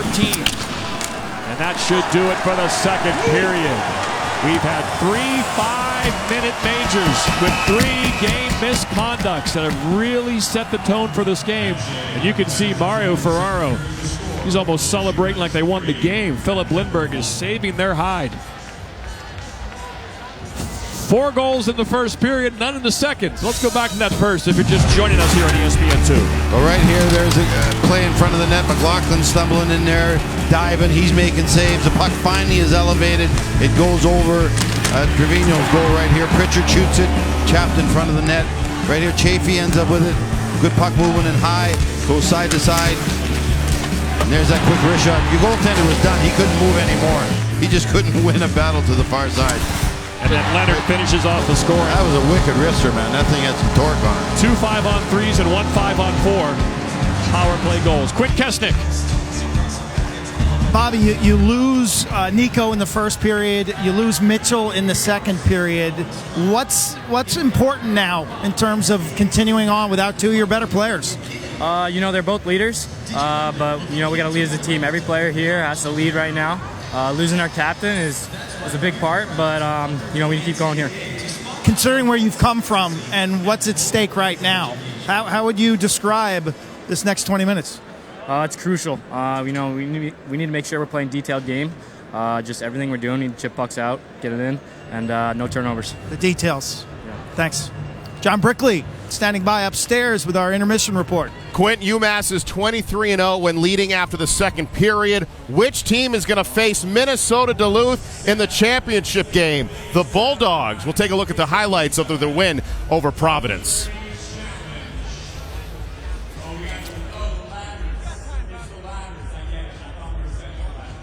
The trophy they will play for on Saturday night on ESPN2. The National Championship Trophy in downtown Buffalo, New York. The Wendy's Zamboni is here in Buffalo to give us a fresh sheet. And Wendy's is always there with fresh beef. Wendy's, official hamburger of the NCAA and official rival of frozen beef. Only fresh. UMass will begin the third period short-handed after another 5-minute major. They lead 3-1 after 40 minutes in their first Frozen Four game in school history. And it's not just Cale McCarr. They're a complete team with many good players. They got a lot of guys that you would call secondary players, but are the heart and soul guys for a team. Guys that do the ugly work, guys that get no credit. Jake McLaughlin is one of those guys. He's a big junior, does a lot of good things right here. A little bit of offensive skill. If you're not counting on him for that, you're counting on him for this. The meat and potatoes part of hockey, the grinding, the checking, the hacking, the whacking, the blocking shot. the hit in the body, the win in the races. McLaughlin has done that in the regionals, and he certainly do it now in the Frozen Four. Another guy, Jacob Pritchard. This guy just silently, oldest player on the team. That was a great defensive play. Right here, you're going to see him get an assist on a shot that goes off the other UMass player right there into the net. Another assist right here. McCarr's involved. Pritchard out into the slot to McCarr, and then the wide open net. Just great puck movement there by Chafee. Ends up shooting it into the wide open net. Great job by those two guys that don't get any credit. Colby Cohen with the details of the game. Yeah, Denver's going to start this period on the power play, and one of the areas where they were getting into a little bit of trouble was on their initial entry into the zone. And a lot of times as you're struggling to get in, what you want to do is drive the puck down the wall and then bumper it or ladder it, depending on which team you play for, back to the point. Now it's the defenseman's job to hustle up the ice and be right on that point. That'll make these power play entries go a lot smoother for the Pios. Power play to begin the third period for Denver. The penalty clock now just starts to run. It was a little bit late running on the scoreboard. The game clock was running, but the penalty clock was not running. So we'll see if he comes out before. Could be changed. The referees will look at that. Let's see. We got the old stopwatch here in the building somewhere. So stuck on 112. Quinn Kesnick, ringside with the report. I asked Greg Carville what he was going to do in terms of his line rotations with Mitchell Chafee out and Nico Hildebrand both ejected from this game with those 5-minute penalties. And he kind of looked at me and says, I'm not really sure. So he'll keep the second line together. We know that. But he's going to play it by ear. He's going to gauge how guys look and feel and kind of try to dance his way to the championship game Saturday. Now playing without two critical right wings in this third period.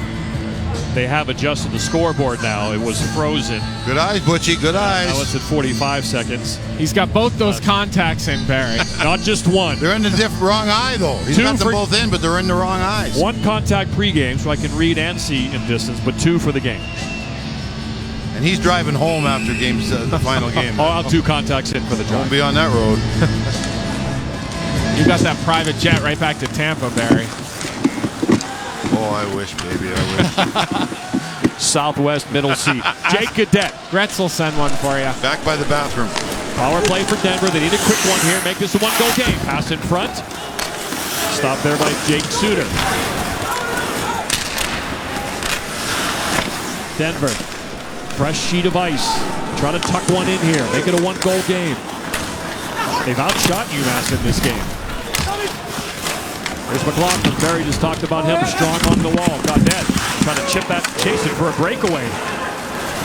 McClellan can't get a lot on that as McLaughlin's draped all over him. Oh, See how good he used his defensive stick play. there? Oh, yeah. Sorry, Barry. No, we both noticed the exact same thing. That was a great play. Yeah, he used his stick to completely keep Gutman on the outside, totally influences the puck there, and he never even gets a chance at the net because of a good stick. And as a defenseman nowadays, that's one thing that is preached. You move your feet and use your stick, and you will always be making the right play. No even strength goals in this game. 3 power play goals for UMass, 1 for Denver. We're at even strength now. As Mark Del Gaizo brings it around to Bobby Trevino. 3 players have been ejected from this game for shots to the head, 5-minute majors and game misconducts, but all are eligible to play in the championship game. Here comes Jake Derflinger. Derflinger, aside, Kyle May here, number 27. Trevino will wait for it. Got to be careful about a hit coming. Oh, McClellan. Oh, the puck bouncing there, and UMass is able to get it out. Got to get rid of those sloppy plays like that. Puck comes around the wall, it gets out, or you eat it. You just can't put it up for grabs. First Frozen Four game in UMass school history. Trevino walks in. Puck gets taken away, and here come the Pios. Les Lancaster, the senior. Gutman will bring it in, and Lugo Savage is just after it. Good play. Drop the puck. Now it's wide open.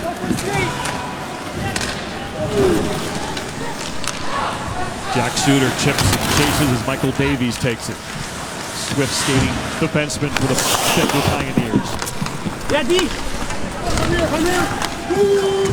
1-2, quick shot there. Nice wrist shot from Tyler Ward.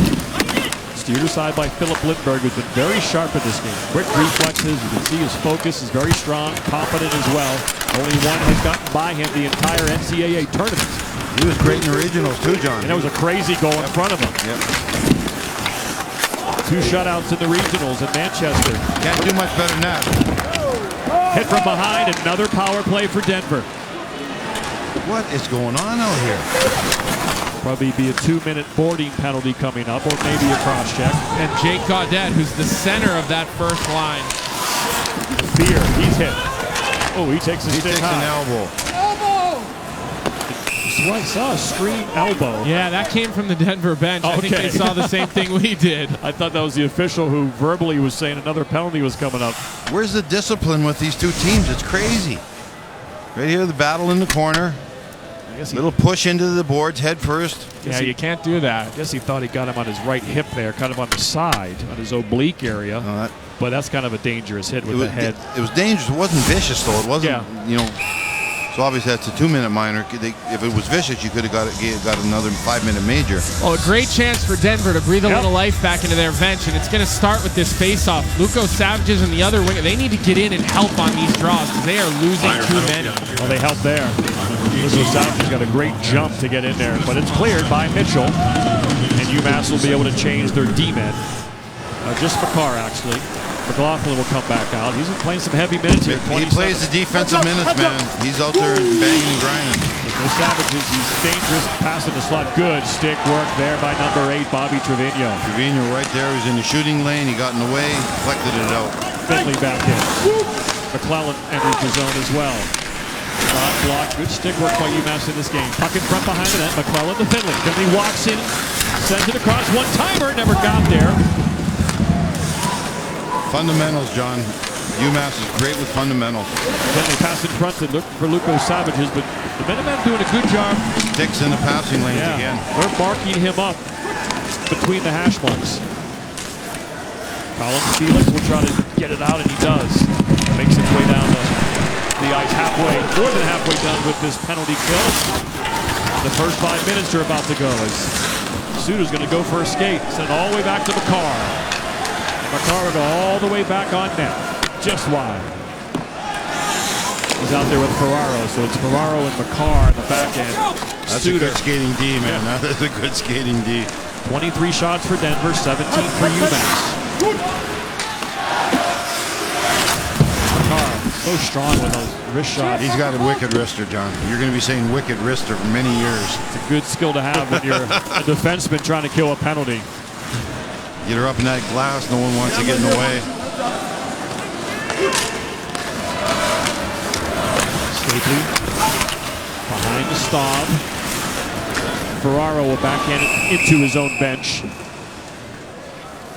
So zone entry is so important, Colby, to any hockey game. Yeah, as we started this period, we showed the way Denver's struggling to get in, and here you see again, you drive it wide and then you bump it back, and this is where they're getting into trouble. They're forcing plays, Denver, into the middle, and the good stick by UMass, and this is causing a lot of problems for them, not giving them a lot of time to get set up or really any opportunity at all. 2 right-handed shooting defensemen on the point, Lancaster and Mitchell. Lancaster keeps it and sends it back down low towards Luco Savages, battling with Felix. McClellan walks in front, taken down. UMass will be able to clear. 2-on-1. Trevino with Gaudette. Gaudette shot, nice save by Larson. And guys, let me be clear, that's just as much on the defenseman to jump up and be on that blue line as it is on the forward to know he's behind him, and that's something that all the coaches I ever played for used to yell at the power play defenseman. You can't just go for a skate up the ice. You got to get to the blue line with purpose. Like David Quinn. Oh, yeah. You read my mind there, Butchie. Well, that booming baritone. Oh, I hear it in my sleep still. Boards rattling here in Buffalo. UMass trying to hold on to this 3-1 lead. They would love that next goal and avoid a 1-goal scenario. As with their fans who've made their way from Western Massachusetts. UMass still forechecking, still getting on them. Yep, Anthony Delgaizo, defenseman, still pinching along the wall. Chow covers for him, and now Delgaizo gets back with Makar as his partner. Once it gets to 10, you start playing the clock a little bit more, cutting it off. Then you're making sure your team knows, how much time is left in the game, when to pinch, when to get out. Only pinch on for sure things, not 50-50 things anymore. Yeah, I think the best word, Barry, would be thorough. You don't want to play careful, and you don't want to sit back, but you got to make sure when you're at the offensive or defensive blue line, you're bearing down on your hand, you're advancing the puck, and you're not taking stupid chances like you mentioned, Barry. There's icing. Coverage of the year's first major continues tomorrow at 3 Eastern, noon Pacific. Second round from Augusta. The Masters on ESPN, as well as streaming live on the ESPN app. First 2 rounds. Koepka and DeChambeau, a couple Americans atop the leaderboard. At Augusta, Tiger Woods, a good first round, 3 under. He's in the hunt. Phil Mickelson had a good day. -5 for lefty. Whoa! Oh, wow. Look out. That could be a special weekend at Augusta. We'll crown a champion Saturday night, and then we'll chill and watch the final round of the Masters on Sunday. Let's just hope we're on Tiger Watch on Sunday. Yeah, that would be wonderful. 3-1 here. UMass Minutemen being outshot. A game with 4 power play goals, all in the first period. No goals in the second period. But a hit to the head every period. 3 players ejected. What a crazy game, man. Penalty coming up. Another power play for Denver? Man, they're getting every chance in the world to get back in this game. Hooking. Brett Boeing, 0-22. Going to the box. Another power play for the Pios, trying to make it a 1-goal game next.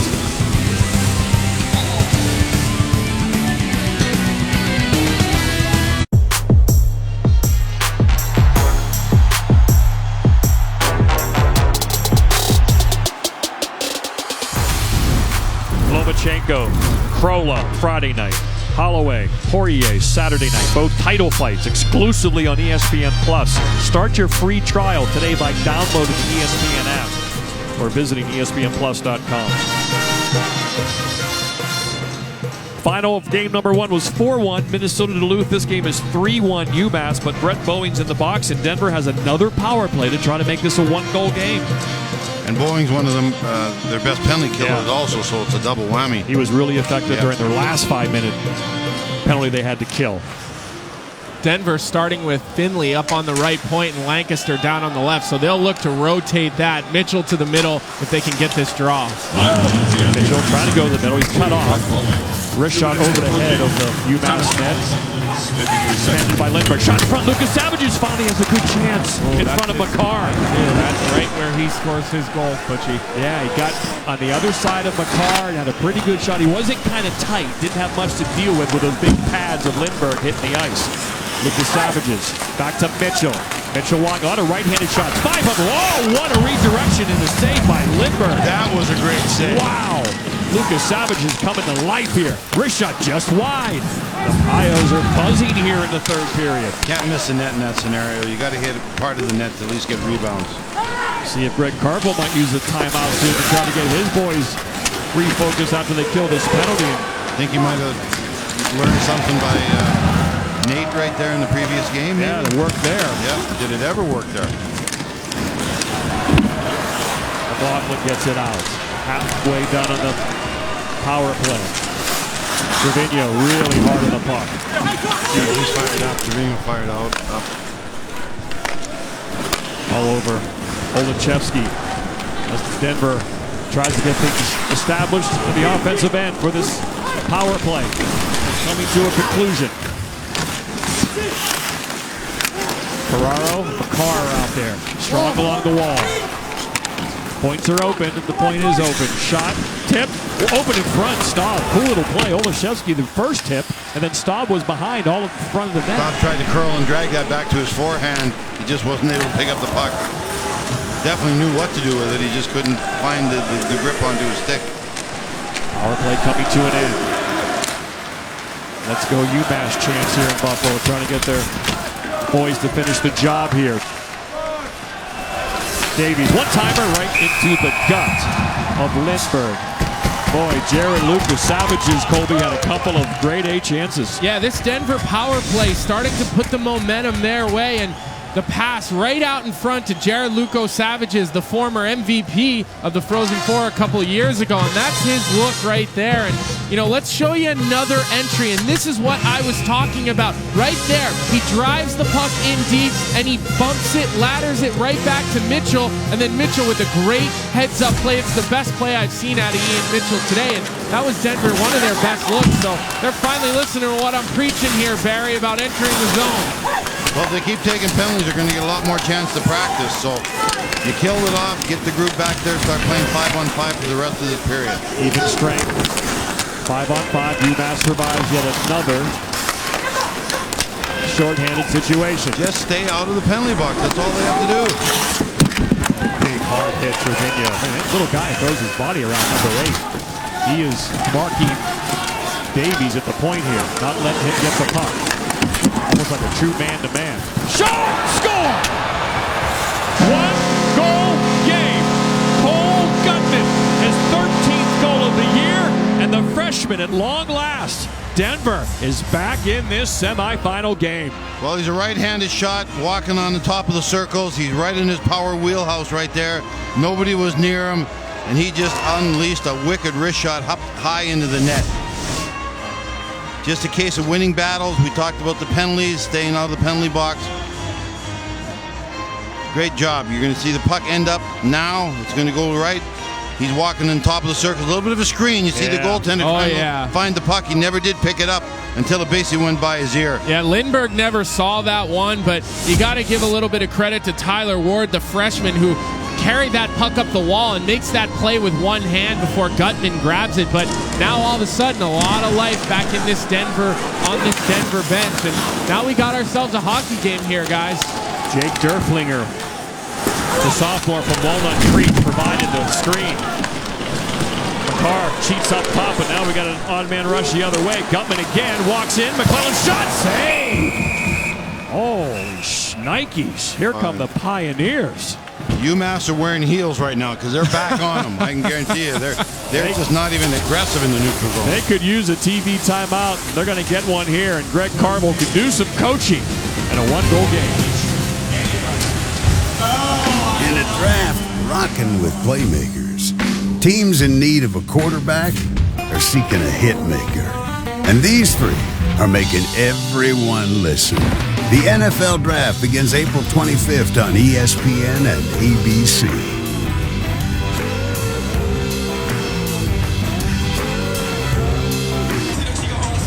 Great effort by Tyler Ward.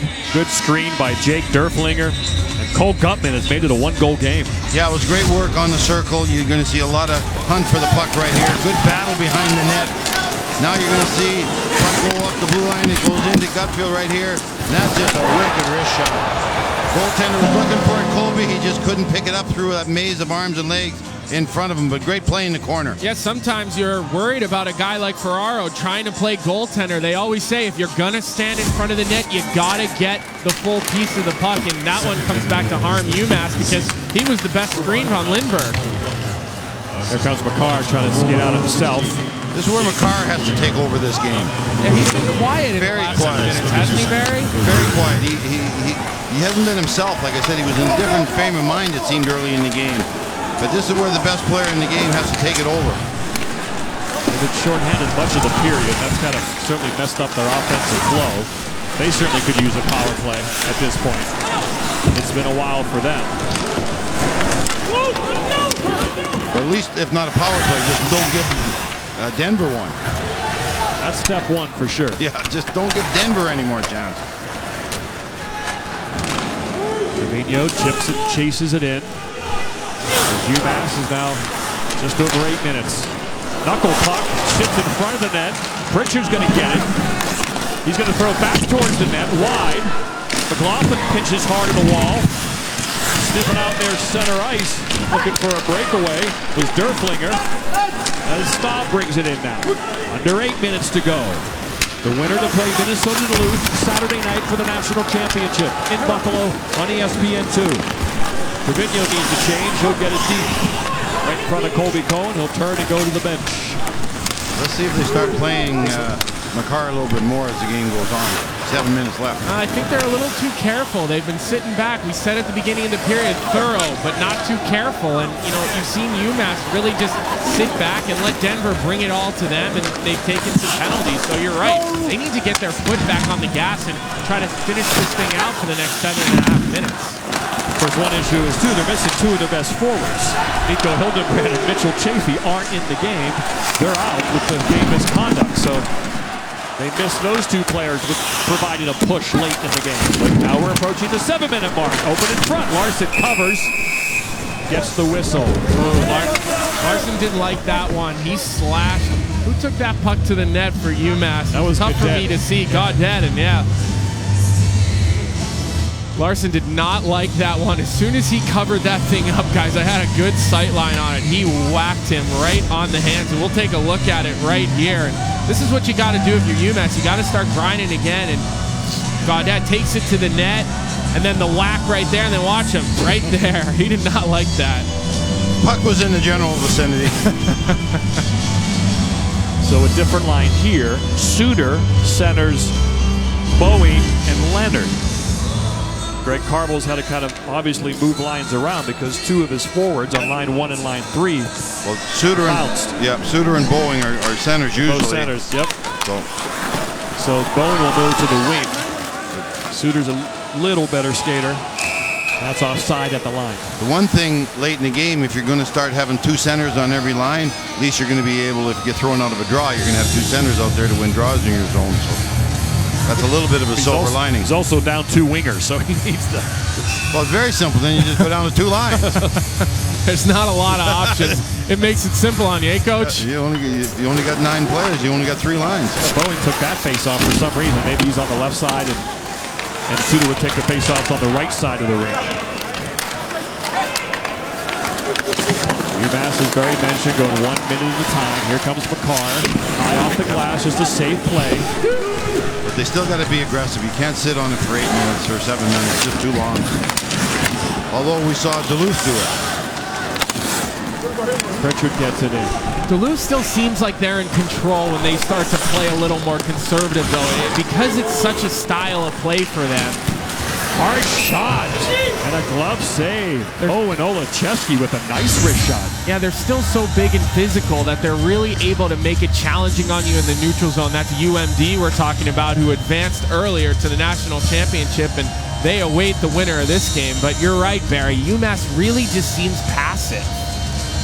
And they have for a long time. There hasn't been many shots at the other 200 feet away much in the second and third period. So they got to change just for 6 minutes and 19 seconds. Get a little anger, a little bit of hunger on those loose pucks. Shots are 29-19 in favor of Denver. It's all those power plays. Here comes Keats. That was an easy breakout. Get the puck down the other end of the ice. As Laganoff comes in. See if UMass can get a forecheck going and get some offensive zone time here. Some shots on goal. But Denver is certainly on their toes, feeling good. This is desperation time. So when you dig deep for all that energy, the reality of the situation.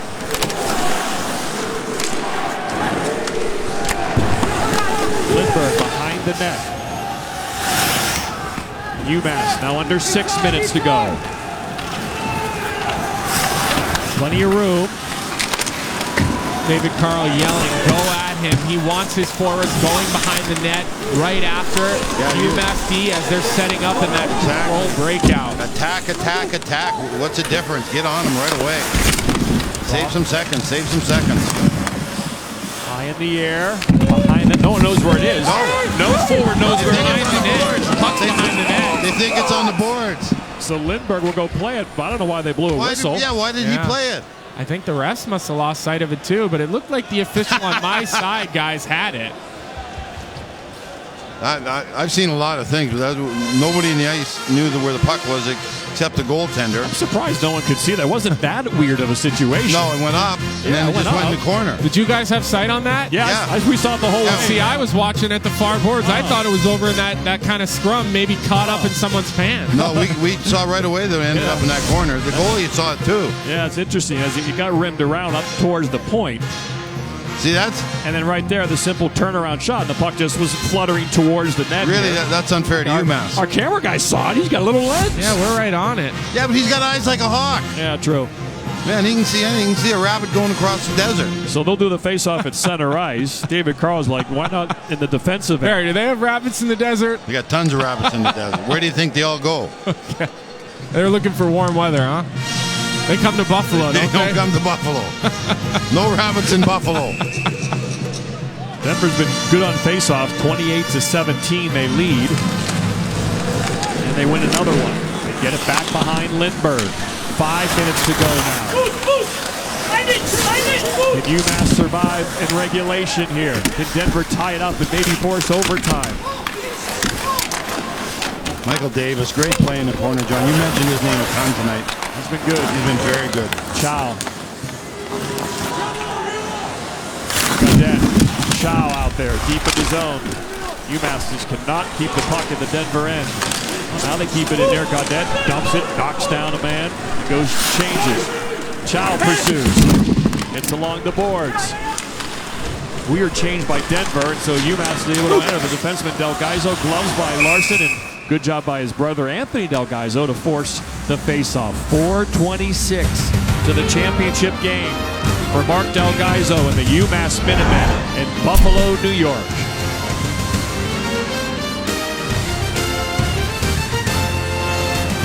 Well, if you had the over, you win. We've had 5 goals in this game. Denver struck first.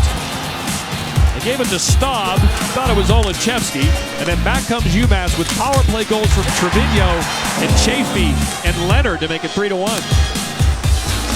Just great puck movement all game long by UMass, really taking it to Denver on the power play early. You see them coming at you from a handful of different ways. And then all of a sudden, Denver climbs back into this game late, and Cole Gutman just with the twisted wrister, Barry, right through the screen. Yeah, that was an excellent job in front of the net. That was the key to that. It wouldn't have been a goal any other way. So you just saw Denver not quit. They got the chance on top of the circles. Good shot. Now they're right back in it. Lots of time for I've seen a lot of things happen in 4 minutes in an NHL game or a college game. So Denver's right in this thing. There's our game summary. There's just over 4 minutes to go. Minnesota Duluth coaches looking on, doing some last-minute scouting on both squads, trying to figure out who they will play. Obviously, they know Denver very well. They're a conference foe. UMass is a different story. I'm sure they've taken their notes from watching this game. We'll come up with some sort of game plan. Ooh, that was almost too many men on the ice right there. You don't want to give that one up right now. Denver pushing hard, loose in front, cleared. But Lancaster towards the net, bounces in the corner. McClellan in front, danger, score! We're tied! Got it again! Pioneer pride shines in Buffalo.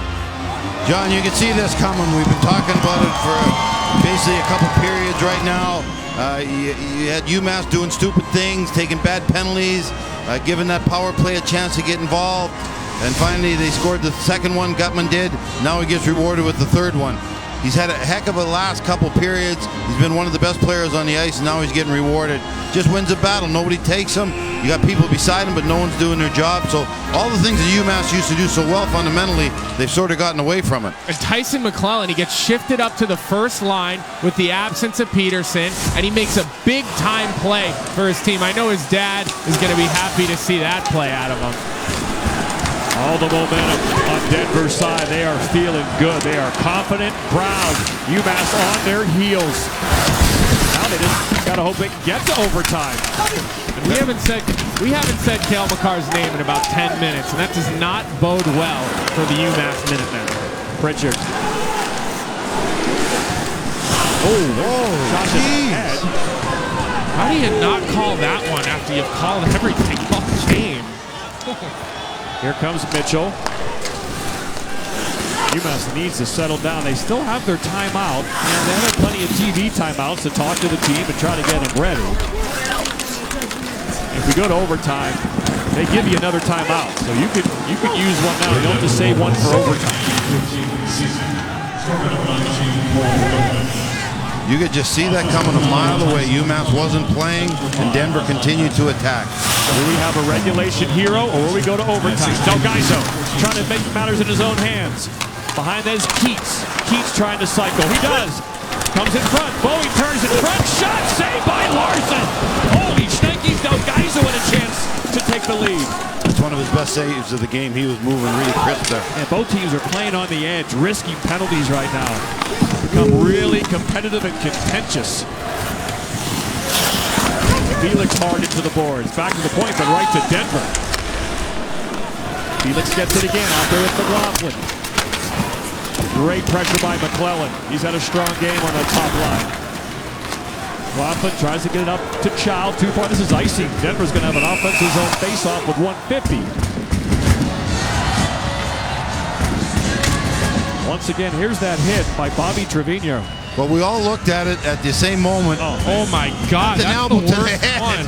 That was the worst That's one. the worst one that I think I've seen yet tonight. You don't need slow motion to look at that one. We saw that all of us said the exact same thing at the exact same moment. They've got to look just at elbowed this. him right in the head. I don't know how they're not looking at this one. This is the most blatant one of the whole game. And they are going to look at it. Are they? What is going on? I mean, that was one of those chicken. It wasn't, again, he wasn't going very fast, so it wasn't violent, but it just was a terrible look. Yeah, it was a terrible look. There's no doubt about that. Trevino has that guilty look on his face right now. Like, I'm going to hide here. Maybe they won't see me. This is just crazy. These guys are disciplined guys. Sorry to cut you off. David Carl just came over to speak with the linesmen and asked them if they saw that. They are allowed to initiate and talk to the officials about it.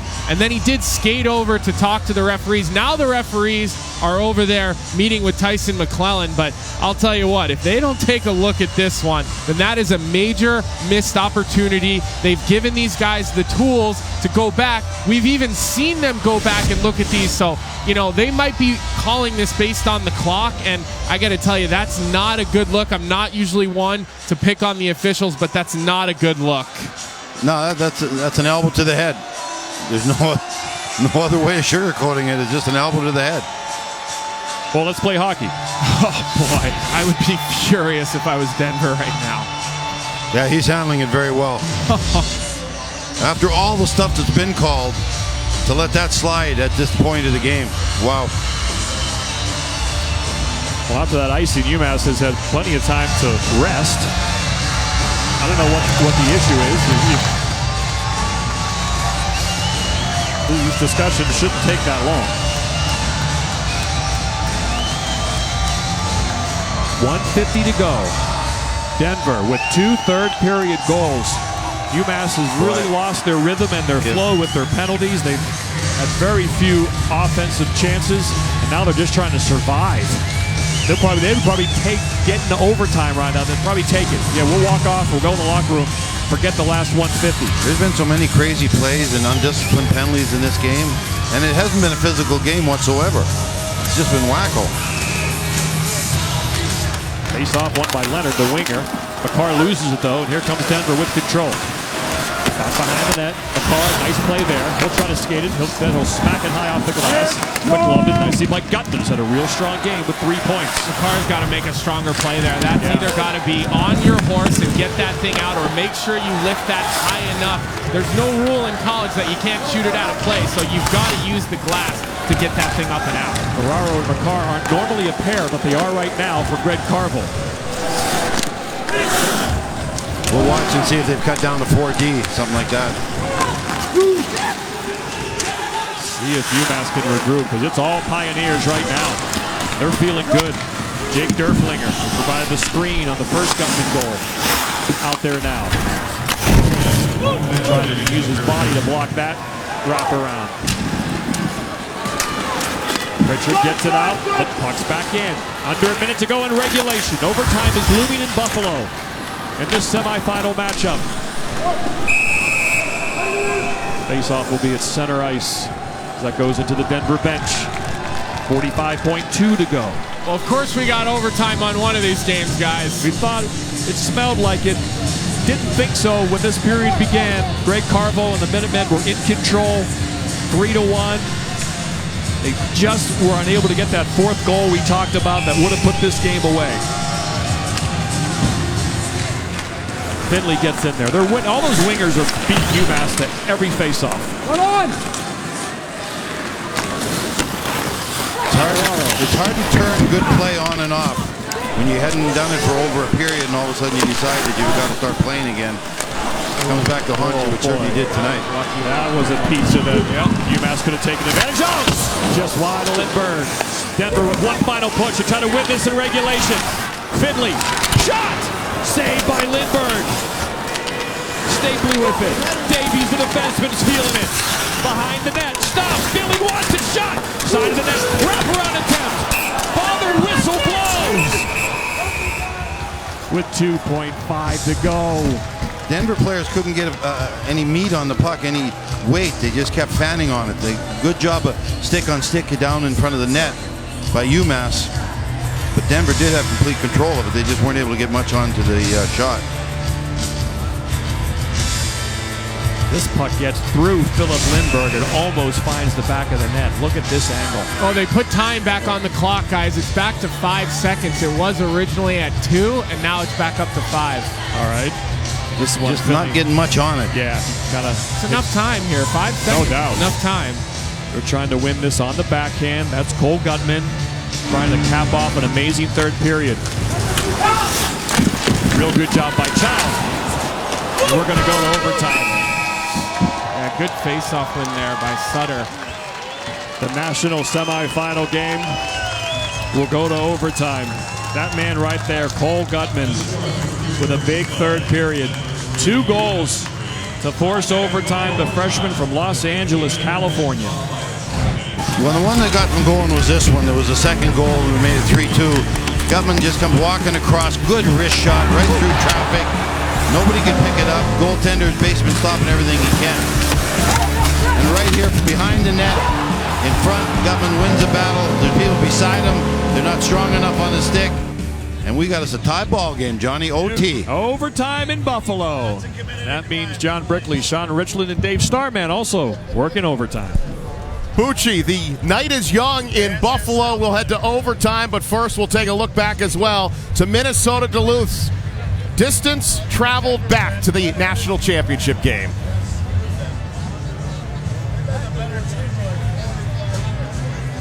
Cole Gutman with his second career multi-goal game and the first since November 10th as Denver. 2 goals in the third, and we're starting over in Buffalo. Denver and UMass knotted up at 3 with a spot to the national championship game on the line. Back with you here in Buffalo alongside Sean Richland and Dave Starman. I'm John Brickley. Overtime to decide the winner between UMass and Denver, and we take a look at a third period where Cole Gutman, there's a reason why Denver has such a balanced attack this year. Cole Gutman, a reason why. Well, a freshman forward on the top line. What a period for him. He's got 3 points in this game. 2 goals in this period, but a great job of staying in this game. They were the better team in the third period by a mile. It wasn't even close. Whatever David Carl said between periods was genius because they came out with a lot of energy and force and just a wicked wrister from the point. Good screen in front, though. That's all set up by the screen in front and the quick shot through a beautiful goal.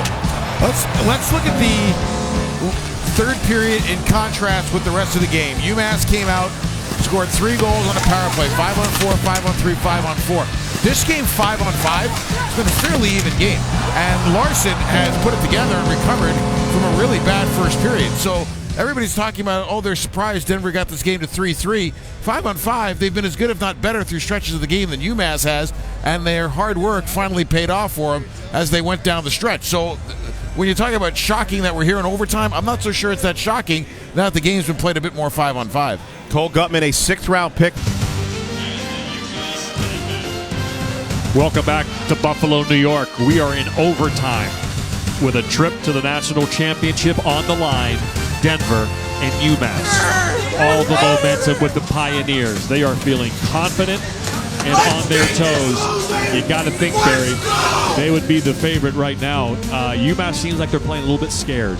Well, I'll tell you one thing I noticed. I think there's something wrong with Cale Makar. This is the best player in college hockey. He's basically disappeared in the second and third period. He hasn't had a shot since the first period. This guy used to dominate on the boards. He's the best skater in college sports. Right there, weak play in the neutral zone. The puck is gone. He caught people last time they played. He caught everybody last time he played. Right here, going into the board, a little hacking and whacking. But again, he loses this battle. He didn't lose any battles at the regionals. He won everything. Right here in front of the net, stick goes down. That's very uncharacteristic of a guy as strong as him. Right here, puck's in the corner. Loses it there. Puck comes up the wall. He gets another chance at it. Loses it again. Turns over in the slot area. That is not Cale Makar. That's not the guy we've noticed. Right here, he tries to get it up the wall. This is a play that's got to get out, especially when the game is on the line. He doesn't get it out. Gives up a great scoring chance at his own net. Something is wrong with that kid right now, Colby.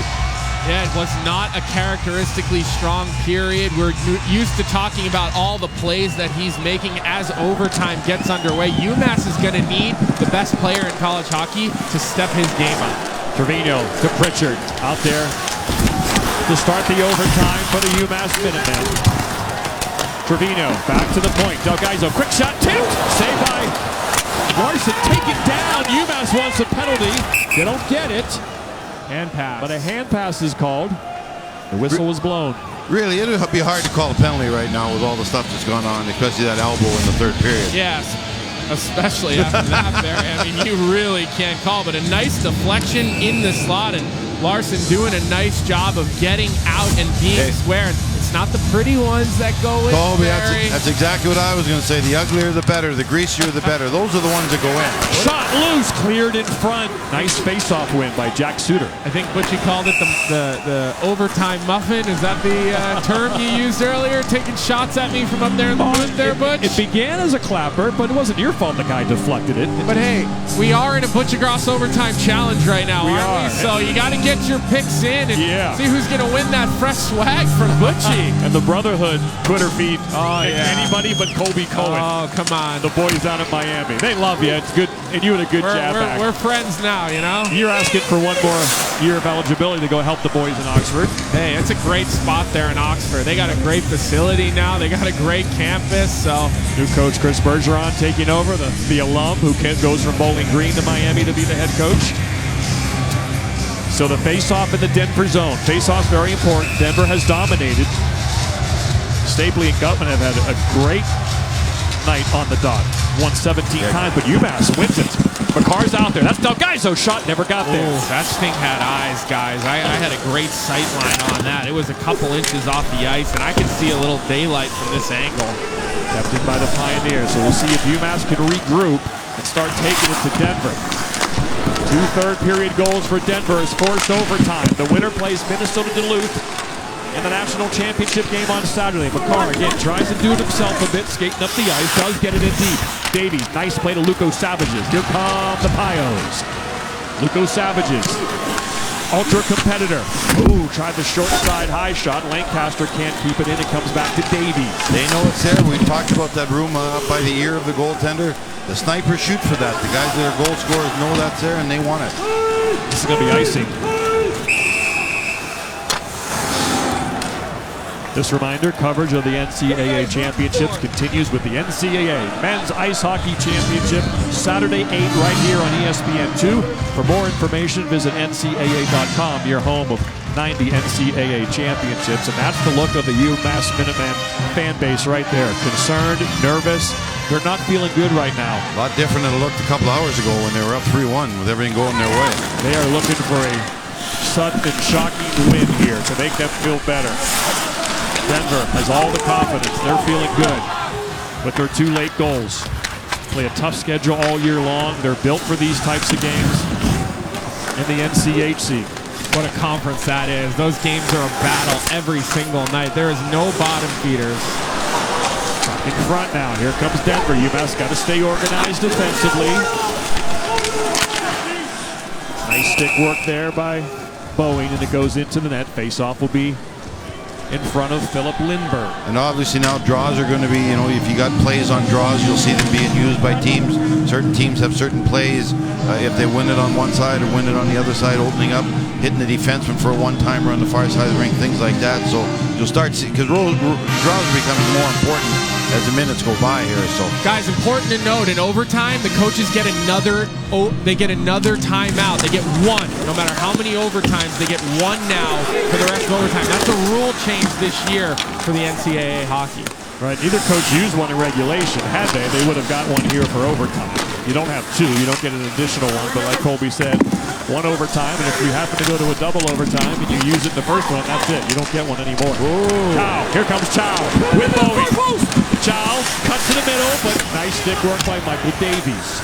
He's a great defenseman for this Denver team. He used to play alongside Will Butcher early on in his career, and he's pretty underrated. A smaller guy, but not known for his offense, but he can really move the puck well and make good plays on the offensive blue line. He's had a great game. Chow in overtime. Throws it in front, never quite got there. Pulled down in front, puck is loose.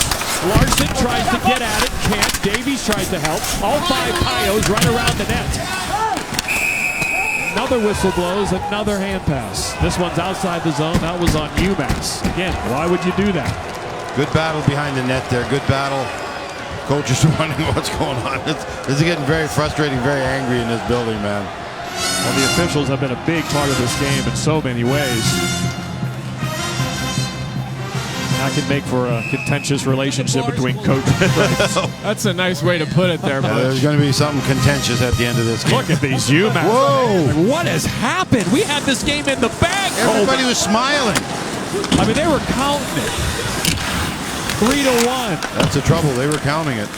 This is going to be icing unless it's on net. Yes, it is. Lindbergh. The game has settled down a little bit.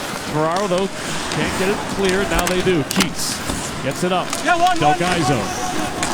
Remember, UMass is down 2 forwards. 2 game misconducts for hits to the head.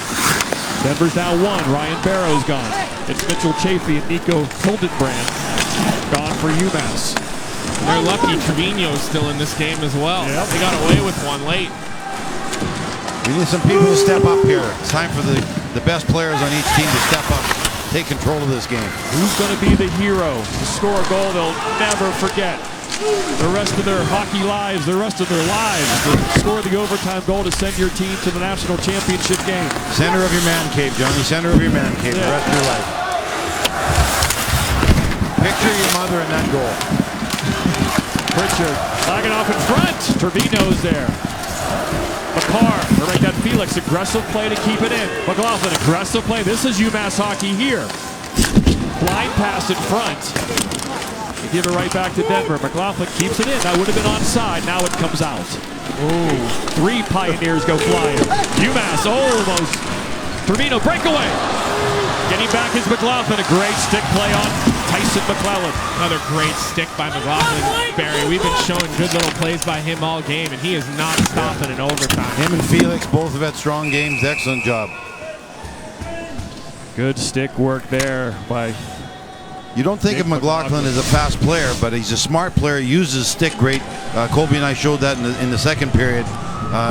Great job right here. There's a turnover to take advantage of it. Now watch McLaughlin. Uses his stick, knocks the puck off the stick, makes sure he doesn't take a penalty, guides his guy into the corner, finishes him off there. That is excellent, excellent defense by anybody. Just a great way to play defense. So easy to get in on a guy's hands nowadays and end up with 2 minutes there. Yep. You really got to use your head as a defenseman and make sure that that play that you make with your stick is tactical. Or panic and take a tripping penalty. Davies. Face off. Doesn't get there. Here comes UMass on their toes. Kind of a late developing 3-on-2. They get going. Shot well wide. Not even close. They can't keep the puck in the zone. Del Gaizo. Can't get it out. Bowie. Ooh, cross check from behind. Called. It's officially. Nothing is being called. It is now prison rules. It's officially deemed prison rules. Puck coming out. They got to wait for too many men, but there were 5 skaters. He would have been fine, but just to make sure, Liam Finley. He's a water bus. Remember, he can score It'd be a good overtime pick to take. 13 for Denver. Yeah. And even so, get stronger pick as the game goes on. Little guys don't get quite as tired as the big guys. Cale Makar bring UMass to the championship game. Will he do something sensational in this game? Either to score or to set up the goal. Davies goes back, throws it in front. Watch out. Farmer keeps it in. Delgaizo behind the net to Chow, but too hard. Denver's going to try to keep it in. And, whoa, there goes a flying Pioneer. Chow's been active in this overtime. 20. Stops, makes a nice move. Looking to go back to the point, but the point's recovered, so he'll go the other way. And he leaves it for Delgaizo. Back to the point. Broken stick. Look out. But he gets a new twig, thankfully. Trainer. Good job by the trainer or a player. Unbelievable. Ferraro broke it. 2 seconds later, the trainer had the new stick for him. Watch out. Luco Savages. Backhand. Saved by Lindbergh. Loose in front. Chipped out of trouble by UMass. Guys, does UMass look a little bit out of gas to you? I don't see the jump that we saw in the first 2 periods, the way that they back check and get on top again above the puck. Luco Savages for the win! Saved by Lindbergh! Net stays on, now it's off. Couldn't quite tell. A lot of arms up.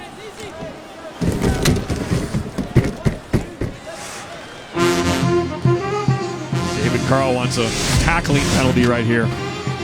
Good strength right here. Good speed. Lucas Savage is good. Oh, he just went off his blade of his stick. He has him beat too. And he's a goal scorer, man. He gets that much room. That's usually up under the bar. And a smart play there by Luco Savages. A lot of times a forward will drive the net and you'll see goalie contact, and then the refs, they're always a little antsy to make that call. So that's a smart play to make sure he gets through that crease, he gets the puck over and tries to slam it home. But UMass stays unscathed there. I think Coach Carl's a pretty frustrated coach. He is giving these WCHA officials an earful. Yeah. A little bit of anger in him right now, in his heart right now. He told us yesterday that's one of the things he's working on is controlling his emotions. He's young still, and he's so competitive. 29 years old. Overtime in Buffalo. John Butchergross, Barry Melrose, Colby Cohen, Quint Kesnick. Denver Pioneers with 2 late goals. Looked like UMass had this one in the bag in their first Frozen 4 game in school history. Here comes Griffith Mendel, the defenseman number 4. Covering at the point is Brett Stapley, number 7 for him. Finley, watch out.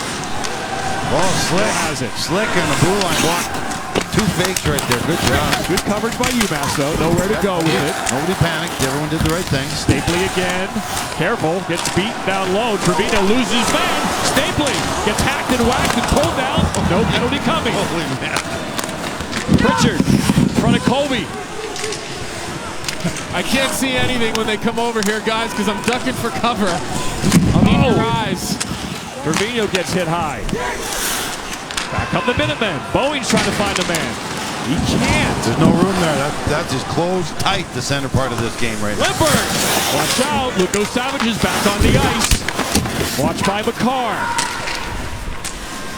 Gutman's been the best player for Denver. Look out! Shot Mitchell in front! Saved by Lindbergh! Saves the game for UMass. Back comes Leonard. He's dangerous in the open ice. Trevino! Backhand! Shot! Oh! Just wide! Behind the net. Almost bounced in front. Bowing's down low. Leonard. Felix. In the corner. Now UMass with some pressure, knocked down. Bowen in front. Delgaizo shot just wide. Felix walks in. His shot blocked. Gutman gets it. Good stick work by Bowen. He's pulled down by Mitchell. Kept in by Felix. Bowen as he's exhausted on the ice. Bowen front. Loose. Covered up by Larson and still loose behind the net. Here's Delgaizo. UMass switches spots with Felix. Goes around his man. Delgaizo takes it to the front, gets bowled the side of the net. Look out. Players all over the ice. Everyone has to go to the bench, yeah. The only guy who didn't go to the bench was the guy with the puck.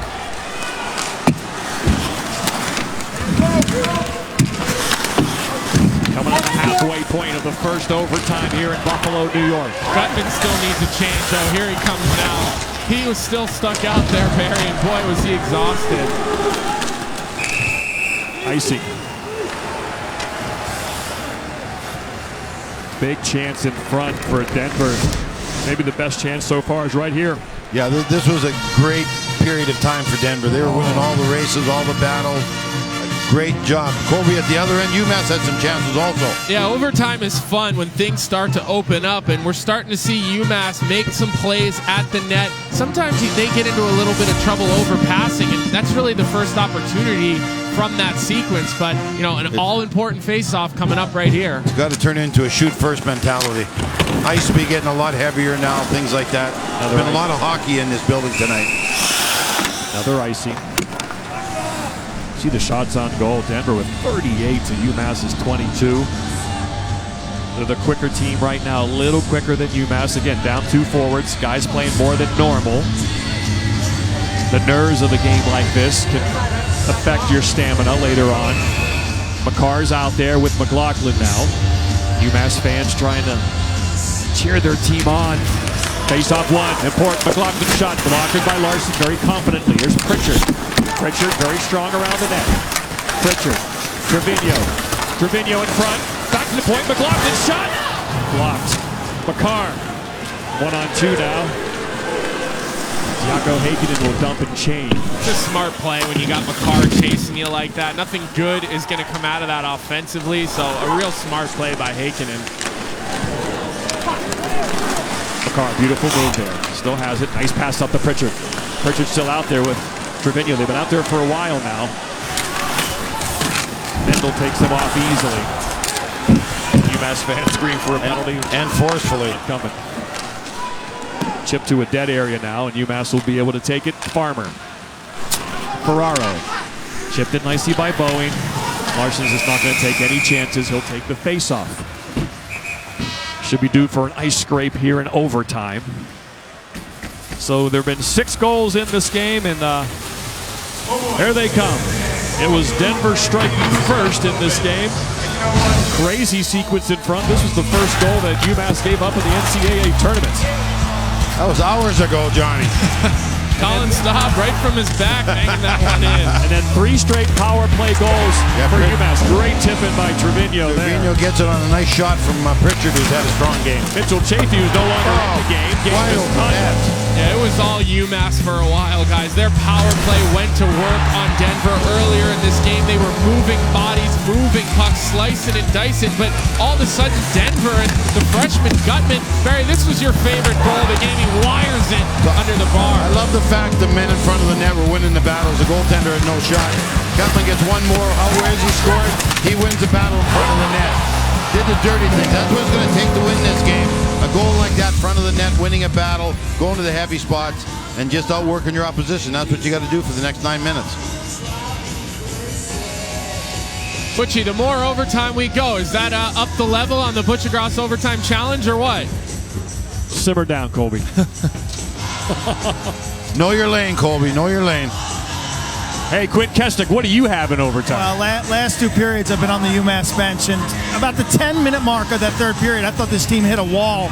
Looking up at the clock constantly, time could not move fast enough for them.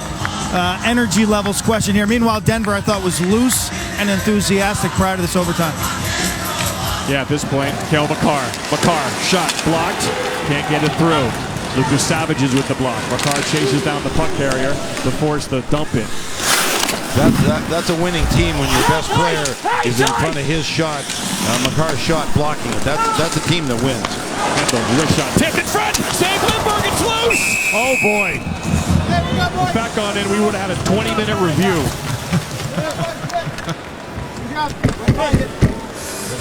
We were looking for a puck on the ice, remember, not that long ago. So close. It was tipped in front, too. It was tipped in front. There's a shot. It's fluttering towards the net. There's a tip right there. Lucas Savage, of course. He's the guy that blocked the shot at the other end. Clearly covered there. Great job right there. Lindbergh really firm on the puck. Just got to love people like him. Gives up his body like that and then goes to the other end and almost scores a winning goal. UMass has last change, and Greg Carvel has seen who Denver puts on the ice. They're the home team, so they get the last matchup here. What you're hoping for is an icing against that team where he can't take the guys off and you can put the guys that you want on.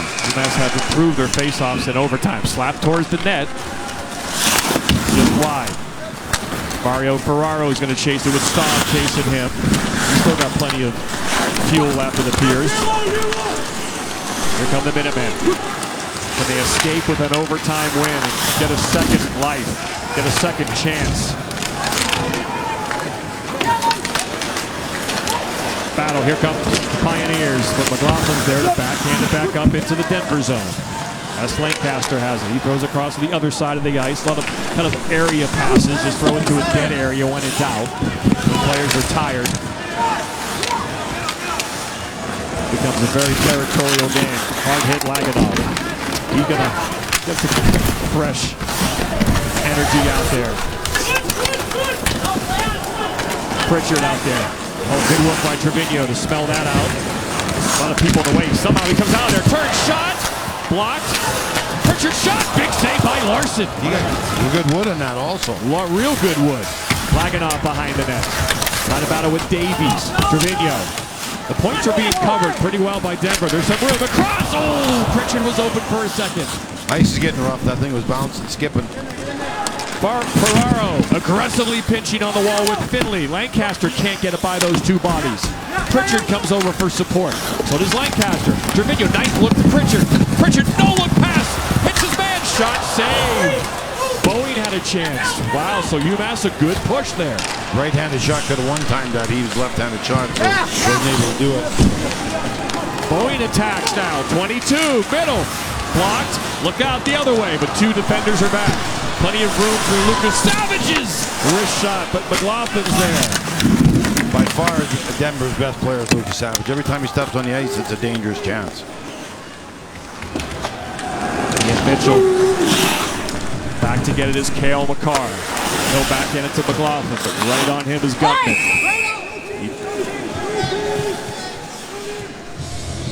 Puck goes into the crowd. UMass can't change. Pritchard. What's going to happen? It hopped over the stick. He had the net too, man. He's a goal scorer. He would have put that in. He knows he would have put that in. Face off to the left of Philip Lindbergh. Next goal wins in Buffalo. Oh, hit hard. It's Cale Makar. He tried to, again, take that puck off the ice and do it himself.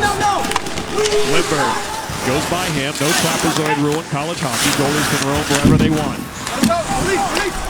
There come the Minutemen now. Free breakout. Leonard works his way down. Still with it. Bumped along the wall. Colin Staub. So many board battles in this game. Farmer keeps it in. A good glove work there as Leonard got behind the D. Mario Ferraro still moving really well out there. Wonder if he might get a shot. Here come the Minutemen. Suter got some room. Throws it to really nobody. And here comes Finley. Finley. 1-1. He's got Tyler Ward. Finley to Ward. Side of the net. Finley in front. Ward is there. Can't get a piece of it. And Bowie's able to go to the other side. And that's going to be icy. Ferraro made a great play defensively on that 2-on-1, Johnny. Barry, I'm not... And Bowie's able to go to the other side. And that's going to be icy. Ferraro made a great play defensively on that 2-on-1, Johnny. Barry, I'm not a huge fan of a defenseman leaving their feet to play a 2-on-1. I think you become very susceptible here. But on this play, Ty Farmer goes long body, and then he stretches out at the last second right there with his foot, taking away the angle. And that is one of those plays where I'm not right, because he makes the right play there. Not a fan of it, but it worked out there, Barry. Yeah, anything that works is the right play, and that's exactly what I say too. You don't want a defenseman leaving his feet. You don't want him on his belly in case something goes wrong. But that situation, he had the numbers going the other way. He needed to slow things up. He let the guys get, let the UMass players get caught, and that's exactly what happened. Timeout for UMass. Greg Carvel gives his fellas a rest as they ice the puck. So they use their timeout. They're done for the rest of the game, no matter how many overtimes we play. So again, First Frozen Four appearance for both Greg Carvel and David Carl. Carl, the youngest coach in college hockey. Carvel, an excellent player at St. Lawrence. He was the head coach of that team before hired by UMass 3 years ago. 5 wins in year 1. Still under 500 last year, but a big year this year led by Cale Makar. And so both these gentlemen, one will go away with their first win in their first try of a Frozen Four game. UMass, the Minutemen, the militia, all nervous right now. They've kind of lost their mojo. The Denver crowd here. Spurts, right, John? Spurts. Feeling good. They're on their feet here. Couple minutes of spurts and then everything slows down. Couple minutes of spurts and everything slows down. Pioneers on their feet right in front of this face-off, trying to give their boys a lift here. Puck comes out of the zone, though. It's always the first thing you want to accomplish. When I was a kid, I'd be watching my favorite team. When the other team got in my offensive zone, I'd get nauseous. I'd get so nervous they might score. And then they got outside the zone, I could breathe again. You're a passionate fan, That was a big John. deal, yeah. I was into it, as these fans are into it. So right now it's the Denver fans who are a bit nervous when the puck's in their end. And then it shifts over to the UMass side as Denver comes down. As they try to keep it in, and UMass tries to get it out. Nice play by Makar to Pritchard. Pritchard gets it in deep. Denver's coverage defensively is so good right now. 4 guys seem to be in the middle of the ice all the time. Look at those 4 guys on the puck. Colby, are they shifting or are they changing players about the same amount? Denver looks like they're able to get more guys out of. Watch out! Score! Watch out! Watch out! For Mark Del Gaizo! It's an overtime winner in Buffalo, and the Minutemen are off to the championship game.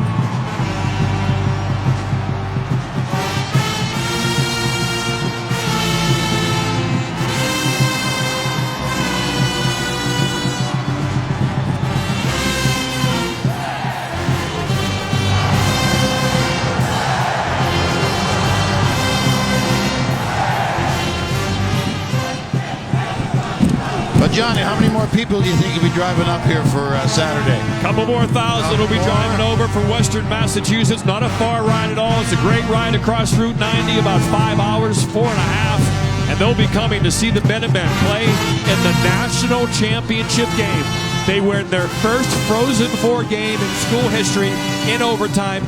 And the hero is Mark Del Gaizo from New Jersey, off the bench. And Colby, he stepped into that one and got everything behind it. Yeah, great angle on it from this side. I mean, that's such a hard play to defend, Butchie. That low to high one-timer. It's dangerous on the power play, but, you know, that was a pretty goal for overtime. To have that thing go so crisp, low to high at this juncture of the game, and that thing was a missile.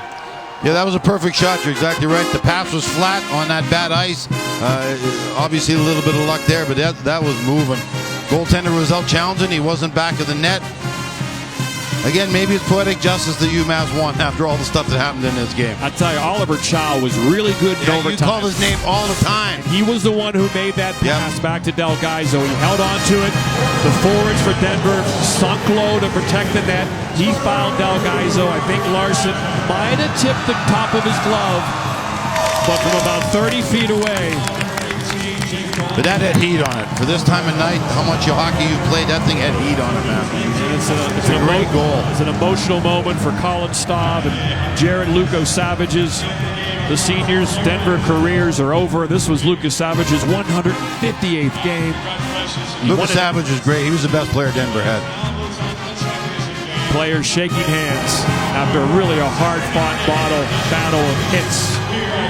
Some that were disqualifications. And Quint Kesnick is down there with the hero, Mark Del Gaizo, off the bench and into the record books, Quint, as he is the overtime hero. Congratulations.